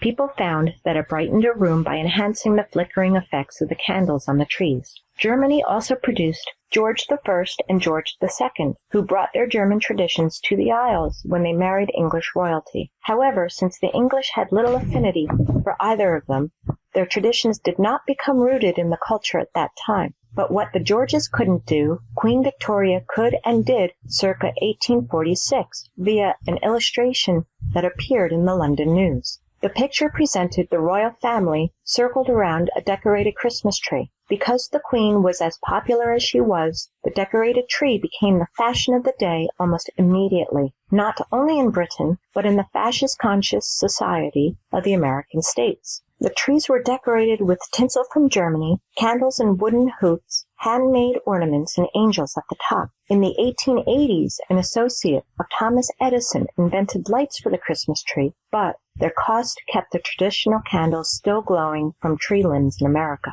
In 1889, the President of the United States, Benjamin Harrison, introduced the Christmas tree to the halls of the White House. Every succeeding president since has followed suit. Harrison had his tree decorated with toy soldiers and glass ornaments. Now, there is some controversy as to which president actually had the first Christmas tree. In 1856, Franklin Pierce was the first president to have a holiday tree. I'd like to digress here and focus on this controversy and tell you which president was against live Christmas trees. Pierce's 1856 Christmas tree in the White House was put up for the enjoyment of the Sunday school students from the New York Avenue Presbyterian Church in Washington. On that day, President Pierce, quote, passed out gifts around the tree to the children. According to the book, We Were Marching on Christmas Day. It's a shortened title by Kevin Rawlings. Sadly, even though Pierce and his wife, Jane, had had 3 sons, all died in childhood, never seeing their father become president. Their last son, Benny, was killed in a train accident in January 1853. Now we'll take a look at the Christmas tree during Benjamin Harrison's administration. The first Christmas tree put up for the joy of a president's immediate family was in 1889 during the administration of Benjamin Harrison. Among the really young Harrison relatives present were the 2 children of his daughter, Mary, and her husband, James Robert McKee, and the daughter of his son, Russell, and his wife. Also present, according to longtime White House employee William H. Crook, were Mrs. Mary Scott Dimmick, Mrs. Harrison's niece, and the Reverend Dr. Scott, who was Mrs. Harrison's father. President Harrison called on Henry Pfister, the White House's head gardener, to put up the tree. On Christmas Eve afternoon, all children were barred from the combination family room and library on the 2nd floor. Pfister and his staff went to work creating a tree thick with decorations and token gifts for the first family's younger members and for members of the White House office staff as well. Late on Christmas Eve, President Harrison himself pitched in to help decorate. The room in which the tree stood was adorned with holly, ferns, and mistletoe, according to an article on the White House Historical Association's website. Now, just to clarify, Franklin Pierce did put up the first Christmas tree, but it was not inside the White House. His tree was set up on the lawn outside of the White House. Benjamin Harrison's tree was the first Christmas tree that was set up inside the White House. So, depending on how technical you want to make your argument. Here's some interesting information for you. The president that was against live Christmas trees was Theodore Roosevelt. You see, beginning with the Harrisons, it became customary to have a Christmas tree in the White House. However, the tradition did not sit well with ardent conservationist Theodore Roosevelt, who was president from September 1901 to March 1909. He thought that the cutting down of trees for use at Christmas time led to deforestation. Though Roosevelt forbade Christmas trees in the White House, one Christmas 2 of his sons secretly brought in a Christmas tree and hid it in a closet. Division of Forestry Chief Gifford Pinchot, a dedicated conservationist and Roosevelt confidant, defended the cutting down of trees for Christmas. Pinchot argued that doing so helped thin the forests. Roosevelt was not won over. After the first Christmas tree made its way into the Roosevelt White House, the president let his son Archie put up a holiday tree annually in his room. However, the White House tried to keep this fact from appearing in the newspapers. Now, don't forget, when discussing the history of the Christmas tree, the various historical perspectives tend not to be consistent in every detail. The Christmas tree is one of the prominent symbols throughout history that marks the time that Christmas season has arrived. Families for centuries have wandered out into the woods in the dead cold of winter to find that perfect fir or spruce to brighten up their living room for the holiday season. In modern times, Christmas tree lots pop up in cities and towns across America and Europe, signaling the start of the season. Families have also adopted buying artificial Christmas trees that can last them years and years instead of cutting down a live tree. This leads us to why the artificial Christmas tree was first created. The creation of the artificial Christmas tree can be explained simply by the following. You see, by the 1800s, Germany's trees began to suffer as the mass destruction of Christmas trees was well on its way. It was fashionable to cut off the top of a large fir tree and leave the remainder of the tree to die. It was because of this mass destruction that the introduction of the first goose feather artificial tree was introduced in Germany in the 1880s. By the early 1900s, the Addis Brush Company in America realized that there must be a better way to build an artificial Christmas tree. Addis was known for making one of the first toilet bowl brushes. They used the same methods for constructing an artificial Christmas tree, which had huge advantages over the goose feather trees, and they could hold more weight and subsequently more ornaments. In the 1960s, silver aluminum pine trees were vogue and brought the artificial Christmas tree into prominence in America. The manufacturers installed a revolving light under the tree that was able to change colors and create different reflections off of the tree.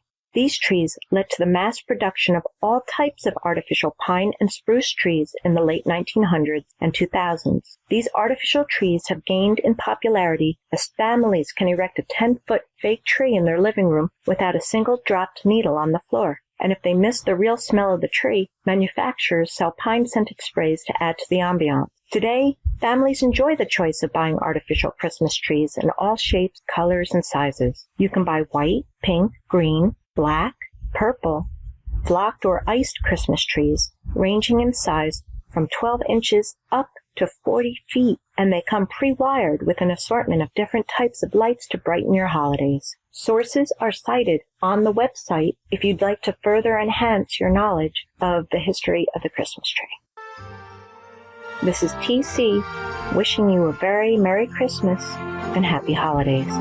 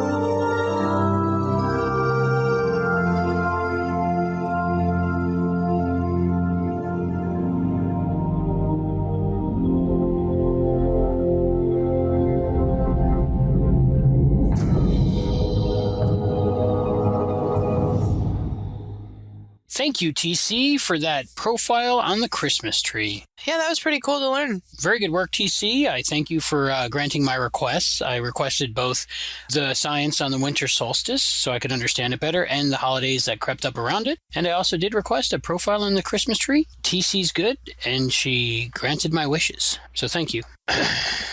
So settle back and get ready for the next 4 hours of this podcast. Oh my God, no. Just kidding. I don't think I could sit here for that long. We're getting close to the end of the show. Not too close, but closer. We're getting closer to the end of the show. So everybody's still hanging in there with us. Thanks for listening.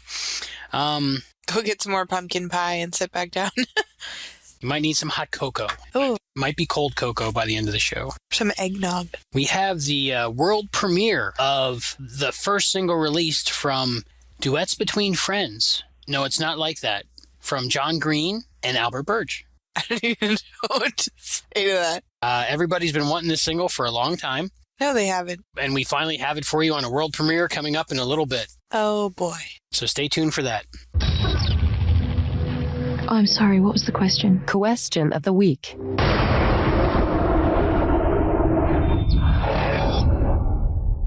All right, we had a question of the week. The question was, what do you think the world would be like without you, Heather? I don't know. I didn't think about this question before you asked me. Impromptu interview. I think that my mom would be in a different place, and my mom, like my mom and my grandma, because we're all really close, would be different in different places in their life than they are right now. But I don't know. I mean, I think friends and family that I'm close to would be affected, but I don't know if the whole town would be affected. I don't have a business that everybody goes to like George Bailey did. I think the world would be a little bit different place if I wasn't in it. My parents wouldn't have moved down to Florida from New Jersey. They were trying to escape the deadly epidemic of Lyme's disease. Oh yeah, you had Lyme's disease when you were a kid, right? Yeah. And you didn't know how to stay inside, so they moved to Florida. I kept going in the woods and getting reinfected, so they had to move. I was a little kid. I don't know, a lot of things might have been different. It's hard to tell what would be different without you unless you have some supernatural event to show you. Like Clarence. Yes.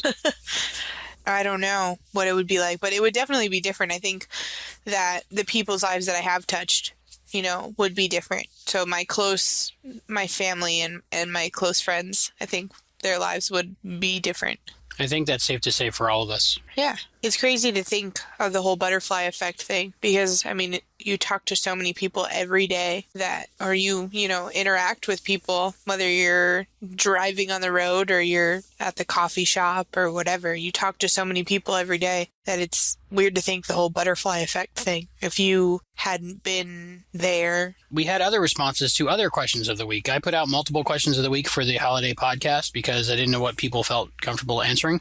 This one was from TC about her favorite things of the holidays. She said, loving the lights and all the TV specials that bring back childhood memories. Oh yes, how can I forget? The family drama is to die for.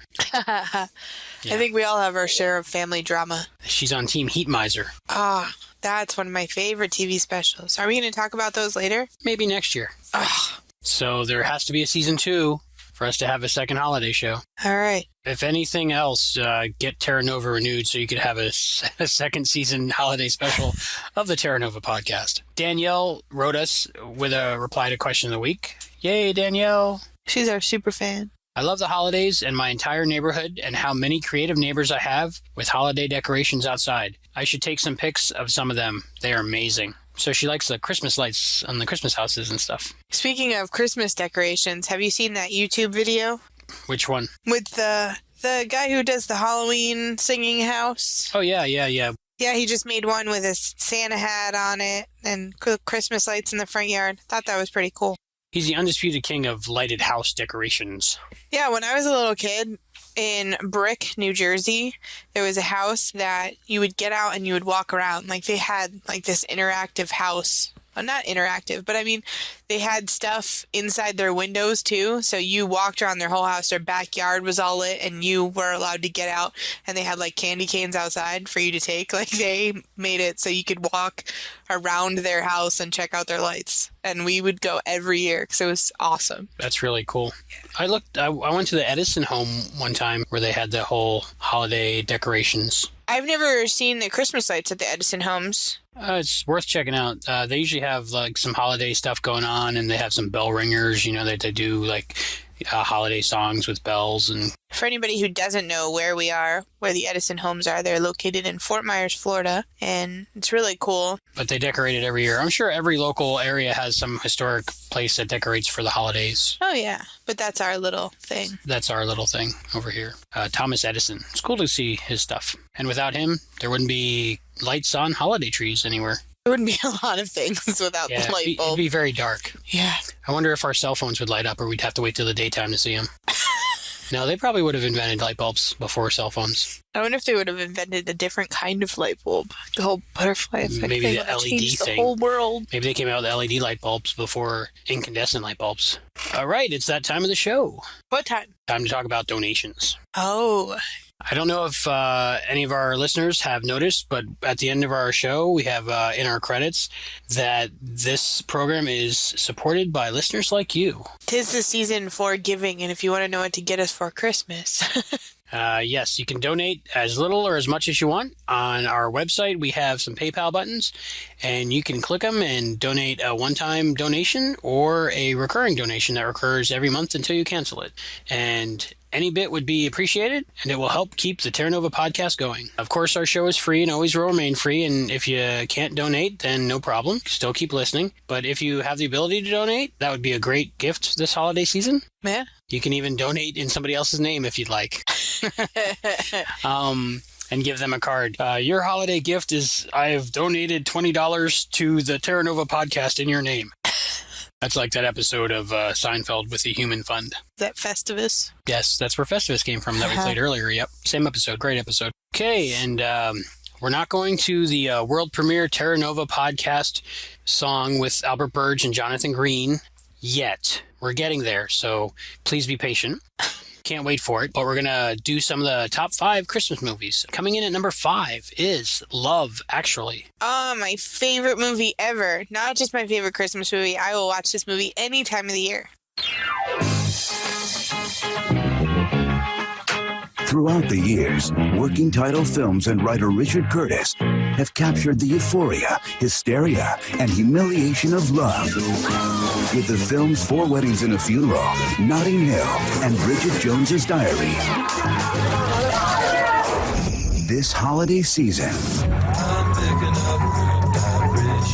join this unforgettable filmmaking team. Welcome, Prime Minister. This is Natalie. Hello, David. I mean, sir.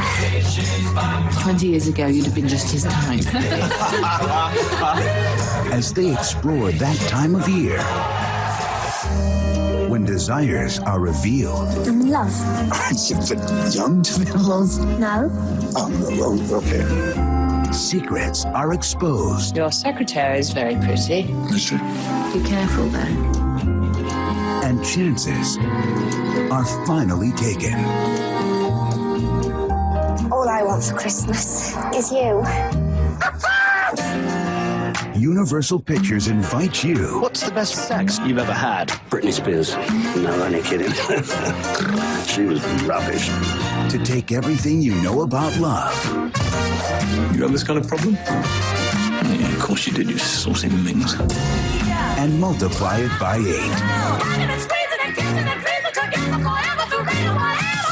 Would you excuse me for 1 second? Okay, that's done. Hugh Grant, Liam Neeson, Colin Firth, Laura Linney, Emma Thompson, Alan Rickman, Rowan Atkinson, Keira Knightley. Christmas is a time to be with the people you love. Yeah, I need a car. This holiday season. Does Natalie live here? All you need. Hello.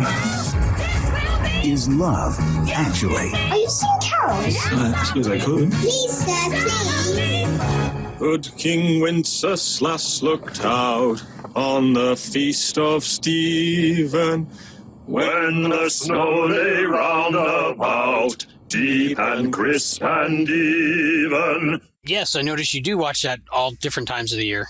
Yeah, I think I watched it the last time was about a month ago. I just was trying to get in the Christmas mood. And it is a Christmas movie. Yeah, it takes place during Christmas, and there's a lot of, because it's Christmas, storyline. They do that because it's Christmas. You tell the truth, or you tell someone you love them, but it's a great cast. It's kind of the same concept as Valentine's Day or the new movie New Year's Eve. Oh, I want to see that. That's got Lea Michele in it. Yeah, but it's cool because there's so many different stories, and they actually link in certain ways, and it's just really cool to see these characters. You fall in love with them by the end of the movie, and there's so many different stories and different characters. But amazing cast. One of the people in it is Chiwetel Ejiofor. He's the operative from Serenity. See, I saw Love Actually first. So when I saw Serenity, I was so shocked that he wasn't a good guy because he's so nice in Love Actually. I saw Serenity first, so when I see him in Love Actually, I'm always scared of him. He's going to try to kill everybody. Well, Colin Firth is one of my favorite actors, and he does an amazing job. The first time I saw this movie, I didn't have the subtitles turned on. So his whole scene with Aurelia, I had no idea what they were saying. So the second time I watched it, it had the subtitles on the bottom. And I was like, oh, I pretty much figured it out anyway. For the most part, when they're interacting, you can understand what they're saying. But the speech is at the end. The speech that he does at the end, it's still broken but... I'm sure I sound much worse when I try to speak Spanish, because usually the people I speak Spanish to laugh at me and then they understand what I'm saying. So you speak Spanish to me sometimes too. Depending where I'm working that day, if I have to talk Spanish all day, I come home, I'm still talking Spanish. See, I took French in school. So I took French and Spanish, so they're all confused in my head and I don't know which is which. They're all Latin-based languages. Yes. So Love Actually. What was your favorite couple on Love Actually, her story? Actually, my favorite storyline, besides of course the nudity couple that meet each other when they're naked and the stand-ins. Yeah, of course I like that part. Of course. But my favorite story, I don't know, maybe the little kids, where the little kid thinks he's in love with the cute girl. Oh, and he was in Doctor Who, the little kid. What did he play? He was the little boy in the episode where there was a schoolhouse with boys in it, and the doctor forgot that he was the doctor and he had a wife. Oh, with the pocket watch and all that stuff? Yeah. Yeah, that was a good one. He was a teacher or something. I didn't know he was in that. Got to rewatch it. Yeah, it was funny. He's a lot older, but he did good. And also, Professor Snape is in that movie from Harry Potter. So that's pretty cool. And Emma Thompson, who's Nanny McPhee, and a lot of whole different things. But it's awesome. I like the little kid relationship, but I also like the old-time singer that was releasing the Christmas version of one of his biggest hits. And he ended up spending his holiday with his buddy. Is that Bill Nye? Yeah. He was great in that movie. I love that song. I like the beginning. That's how the movie starts. I like that. It's a great movie, top to bottom. Oh, yeah. I could watch the movie in my sleep. Totally understand why that's your favorite movie. Yeah. So it's number 4. Number 4 is Scrooged. Oh, another good one. Bill Murray, right? Bill Murray, Scrooged. I have to watch it every holiday season. I cannot miss it. 7 o'clock, Psycho sees Santa's workshop, and only Lee Majors can stop them. In the night the reindeer died. Be here. You can't show that commercial. That thing looked like the Manson family Christmas special. Think I'm way off base? Yes, you're a tad off base, sir. Frank Cross is more than the youngest network president in television history. Call security. Have them change his locks and toss him out of the building. Oh, he's fired? It's Christmas. Thank you. Call accounting. Stop his bonus. Oh, watch out. Ah! He's a thoughtful boss. Thanks, boys. Get the nurse. A generous brother. What did he give you last year? I don't remember. A shower curtain. Excuse me, ma'am. I think you dropped something here. And a true humanitarian. I can't get the antlers glued onto this little guy. We've tried crazy glue. Have you tried staples? But his life is about to change. Woo-wee! That was a good one. You are going to be visited by 3 ghosts tomorrow at noon. God, tomorrow's bad for me, Lou. As a matter of fact, the whole rest of the week is a washout. Ow. Anyone who thinks he hates Christmas is wrong. Go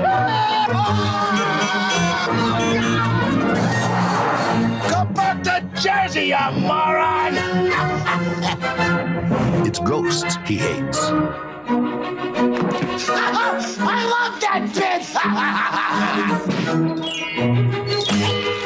I'm the ghost of Christmas present. Bill Murray. Karen Allen. It sounded like you'd seen a ghost. A ghost? John Forsythe. Bobcat Goldthwait. Hey! You glad to see me, or is this a shotgun in your pocket? You know this one? Everybody knows this one. Let's go now. How does everybody know this one?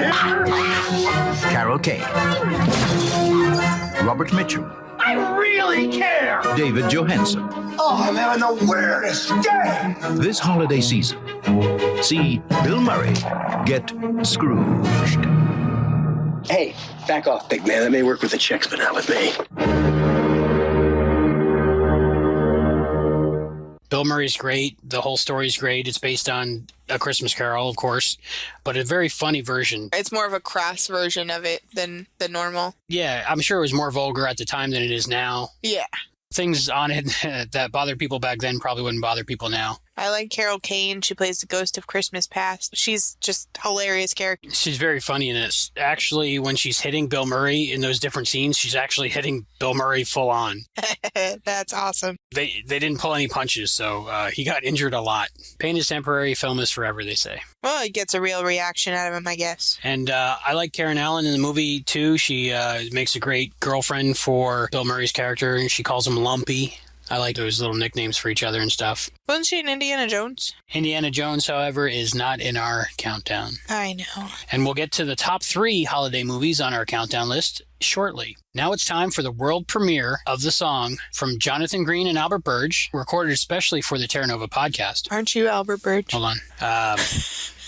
We had a lot of requests. No, you did. Let me tell you a little bit about this song, how it came up. About 5 years ago, I was at my friend Jonathan Green's Christmas party. I was getting ready to go for the evening, and I said to my friend, I really must go. Because it was getting late, I had to work the next day. And just spontaneously... It wasn't spontaneous. Me and him started breaking into the classic Baby It's Cold Outside, only he used the word Albie instead of baby, and he was singing Albie It's Cold Outside. And it was amazing. It happened spontaneously. You guys rehearsed for weeks. And there was it looked like we had choreography and everything, and we were dancing on chairs, and I was trying to leave, and he was trying to seduce me to stay, and everybody just broke up laughing. No, they did. But we thought we had a great time. We loved it. So we got a lot of requests from people over the years to keep redoing it.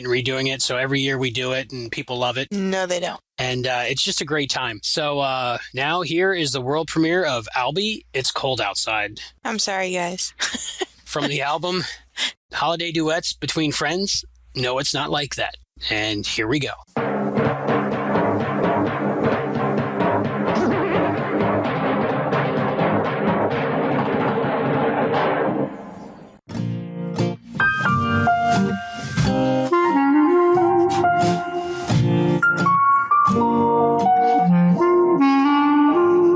I can't stay.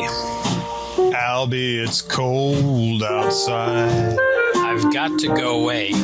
Albie, it's cold outside. This evening has been hoping that you drop in. So very nice. I'll hold your hands, they're just like ice. Heather will start to worry. Beautiful, what's your hurry? Meat Cookie will be pacing the floor.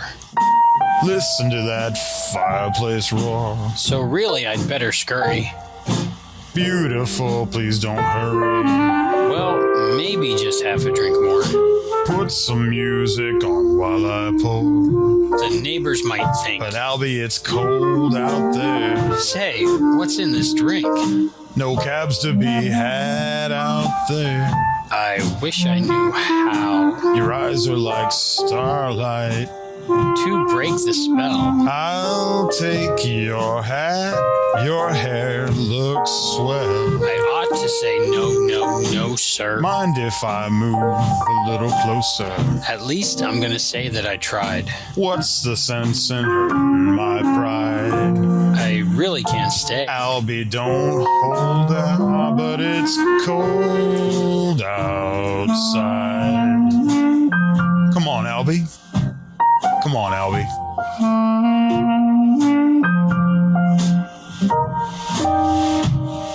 I I simply must go. Albie, it's cold outside. The answer is no. Darling, it's cold outside. This welcome has been... I'm lucky that you dropped in. So warm and nice. Look out the window at that storm. Heather will be suspicious. Man, your lips look very delicious.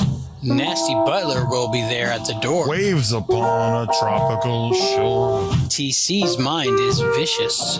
Gosh, your lips are delicious. Well, maybe just have a drink more. Never such a blizzard before. I've got to go home. Albie, you'll freeze out there. Say, lend me your coat. It's up to your knees out there. You've really been grand. I thrill when you touch my hand. But don't you see? How can you do this thing to me? There's bound to be talk tomorrow. Think of my lifelong sorrow. At least there will be plenty implied. If you caught pneumonia and died, I really can't stay. Get over that holdout. Albie, it's cold. Albie, it's cold outside. Albie, it's cold outside. Well, I really shouldn't. Come on, Albie. This is kind of weird. We can watch Terra Nova. All right. You heard it here first. Albie, it's cold outside. I'm at a loss. I'm not really sure what to say about that. Yes, I can't really sing, but I kind of Shatnered my way through it. Well, it was definitely fun. Yes. I'm sure we'll do it again this Christmas party. Yay. And now it's time for the top 3 holiday movies. Are you guys excited? I'm ecstatic. I can't wait to see what's happening. I got my picks, and I'm wondering what's next. All right, so at number 3 is the 1938 version of A Christmas Carol.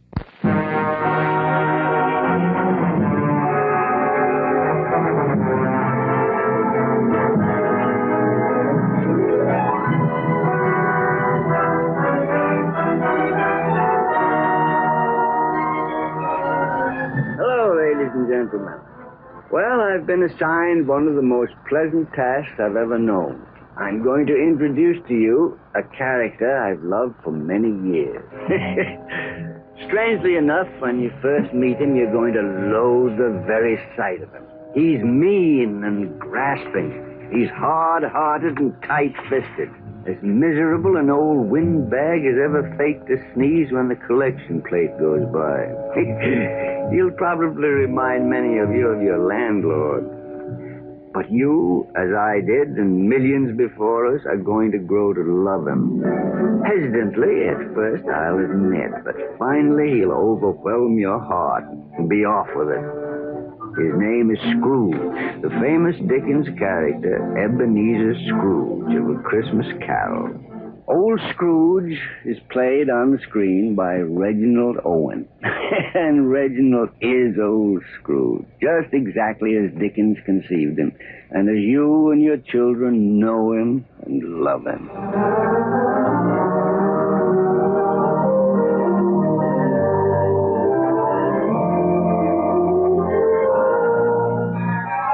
Great movie. Again, I have to watch it every holiday season.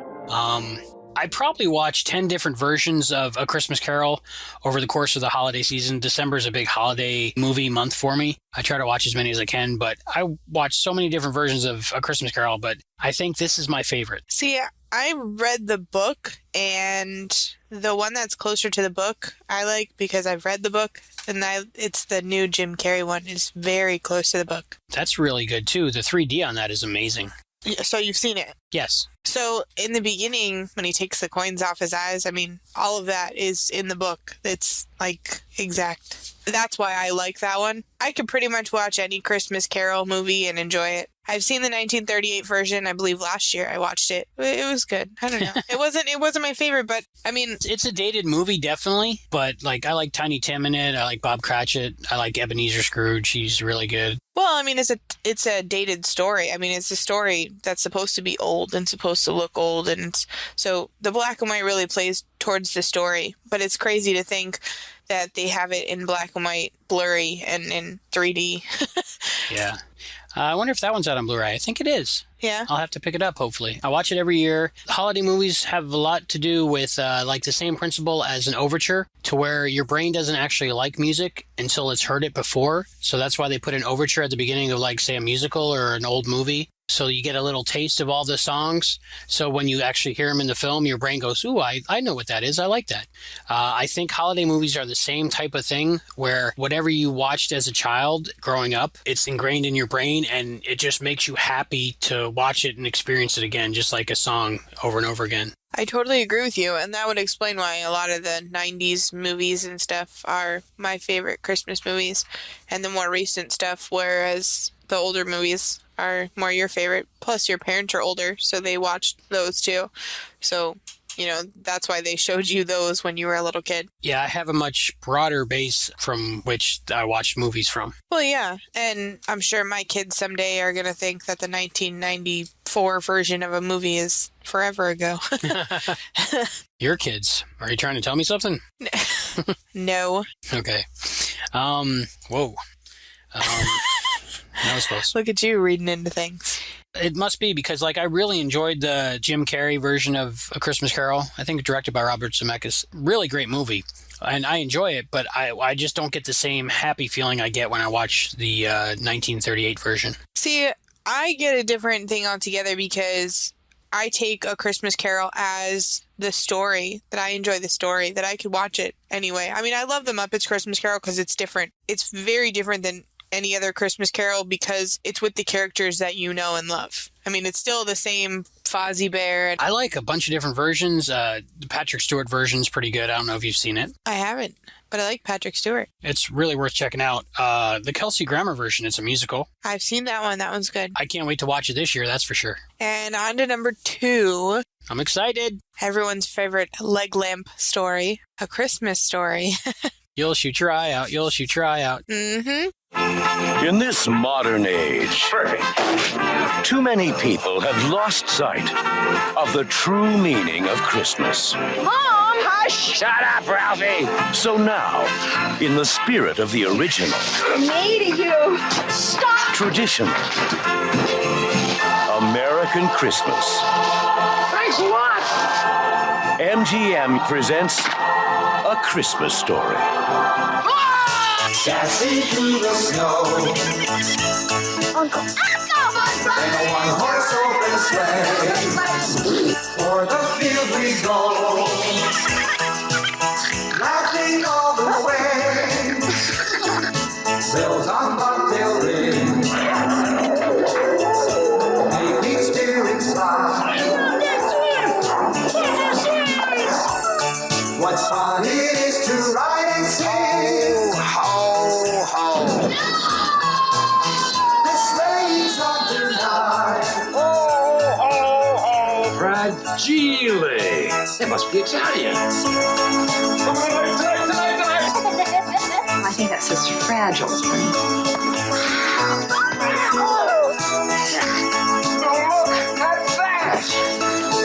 A Christmas Story. Come on! The movie that pulls off Santa's beard.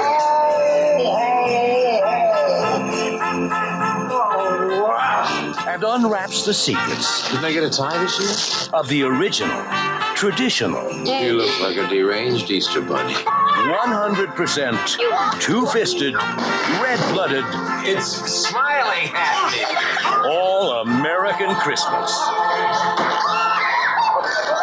A Christmas Story.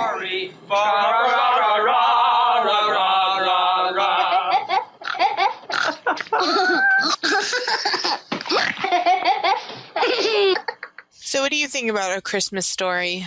One of my favorite movies of all time. I've seen it every year, probably about twice a year since, 85, maybe? Yeah. I remember my cousin Mary Jane renting it. Sure, you actually rented VHS tapes from a store. Like, you'd go in and pay money to borrow a videotape. I remember that. Yeah, it was like they were called Blockbusters. And that was so long ago. I know. Now you just type it in on your phone and you can watch something. But back then you actually had to physically go get something. And every year she would bring it by the house. And I think that was one of her favorite movies. And so she got me into that movie. And I just love that movie. I had a friend growing up who hadn't seen that movie. And when we were driving to their house, they had a neighbor who had a leg lamp in their window. I was like, Mom, leg lamp. And the kid had no idea what a leg lamp was. I was so sad for that because that's like my favorite part of the movie, or the part with the soap. It was based on short stories from Gene Shepard. Gene Shepard is actually the guy who narrates the film. I had no idea. There's so much bonus features. One of them is all the audio stories from Gene Shepard around that time. And you can actually sit and listen to like old time radio versions of Gene Shepard's stories, that Christmas stories. So it's great to listen to. That is an awesome film, and I think everybody have seen it, and they run 24-hour marathons of it. It's great. Oh, yeah, especially in the next week or so. You have a statue of Ralphie in the bunny suit, don't you? Yes, I do. I want to get the leg lamp eventually, but I've never seen the full-size version. I've seen the half-size version, and I've seen the inflatable version, but I know they make an actual 1-to-1 scale leg lamp, but I haven't seen it yet for purchase. Yeah, I had a neighbor who had the inflatable leg lamp in the front yard. It was crazy. It was the coolest thing. It's a great movie. Yeah, the leg lamp is one of those things that if you see it, you know where it's from. And if you don't know where it's from, you've never seen the movie. It's kind of like a club you're in. If you haven't seen the movie and you don't love the movie, then you're not cool. I have to say, I just finished wrapping all of my presents, and they're all in a Christmas Story wrapping paper. Oh, cool. I got a whole huge roll of Christmas Story wrapping paper last year on clearance after Christmas. And Clarence? Wrong movie. Oh, okay. On clearance, and all of my Christmas presents are wrapped in a Christmas Story wrapping paper, which is pretty cool. It has like the kid with his tongue stuck to the pole and, various scenes like the leg lamp and the kid in the bunny suit. Oh, that's very cool. Yeah. I would totally wear the bunny pajamas. Maybe that's what I'll get you for Christmas, some bunny pajamas. Uh-oh. We're down to our last movie, our top movie, our number one holiday movie of all time. Dun, dun, dun. What do you guys think? Maybe It's a Wonderful Life? Wow.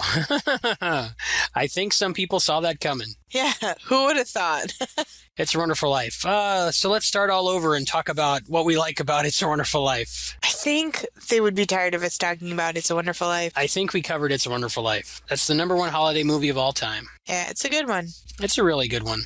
Something, just in case you don't know, and if you have a TiVo, It's a Wonderful Life is being played on NBC December 24th. Christmas Eve. Christmas Eve. Saturday night. Saturday night. So if you TiVo NBC on Christmas Eve, It's a Wonderful Life will be playing, and they will donate $1 to Toys for Tots. So a great little thing to know about It's a Wonderful Life, $1 will get donated to Toys for Tots for every person who TiVos It's a Wonderful Life. So even if you're not going to watch it, TiVo it and you do your little part for charity. Yeah, doesn't cost you anything, so you might as well, right? You always want a copy of It's a Wonderful Life on your TiVo. Yeah, why not? I think that was a pretty successful holiday bonus show.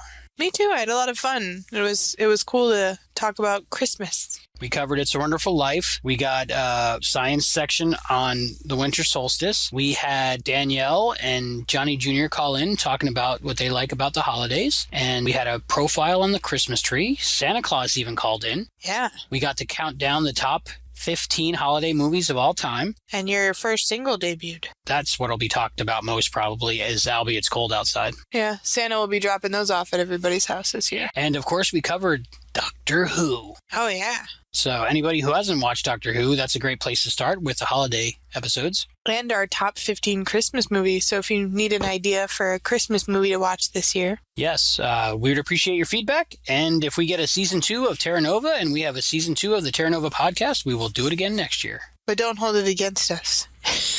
I mean, like, don't...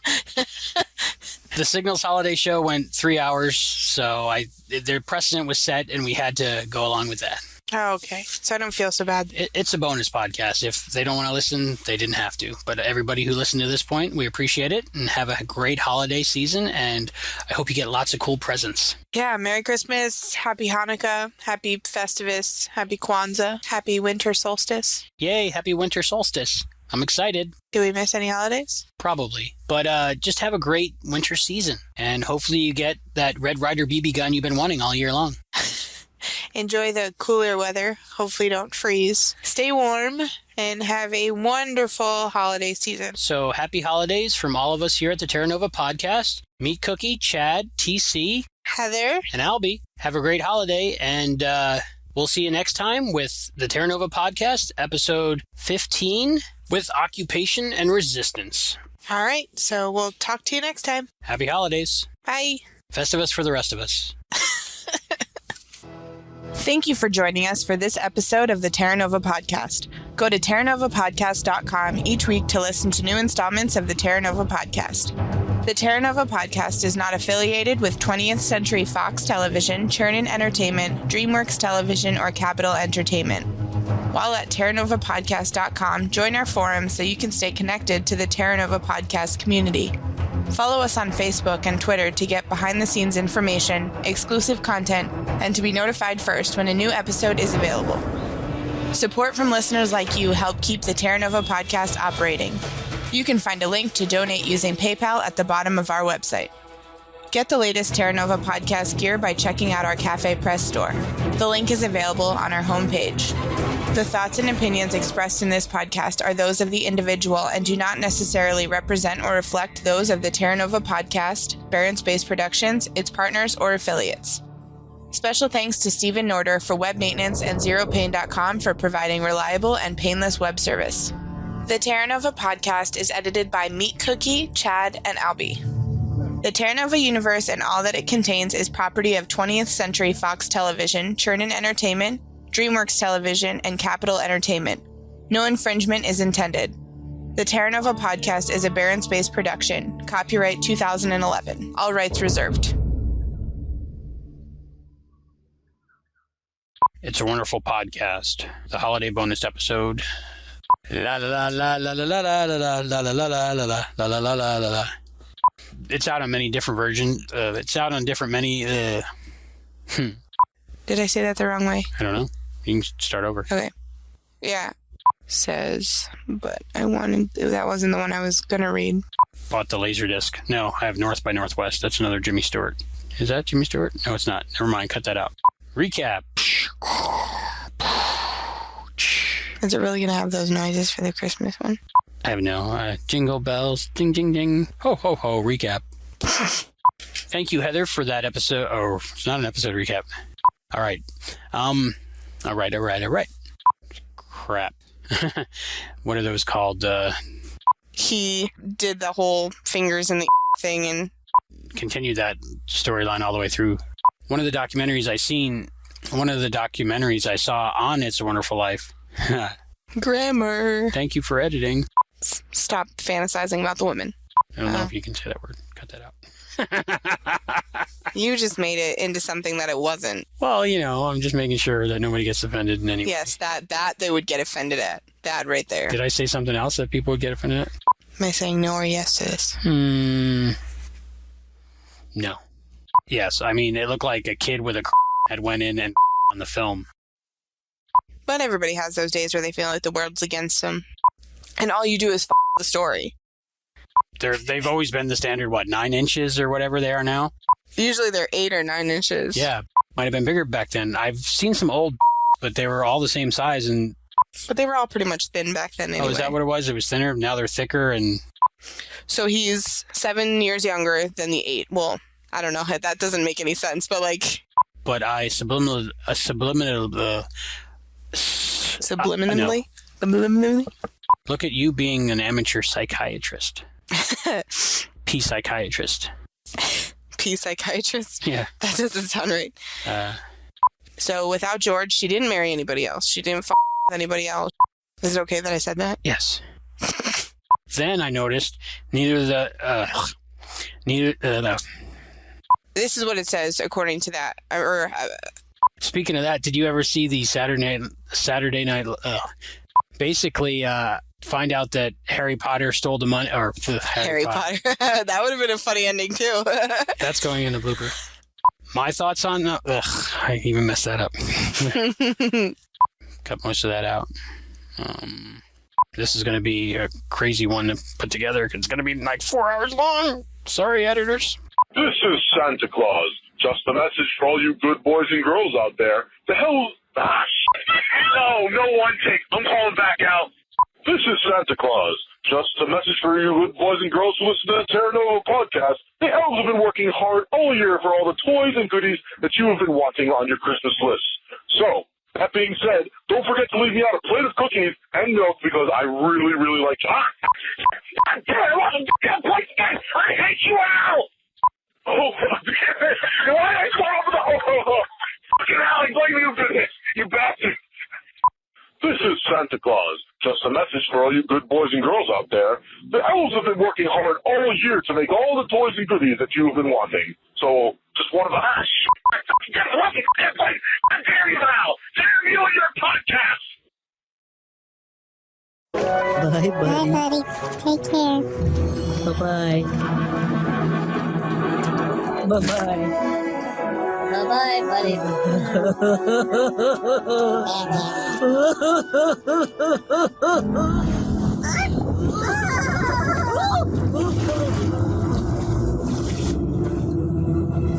Bye, buddy.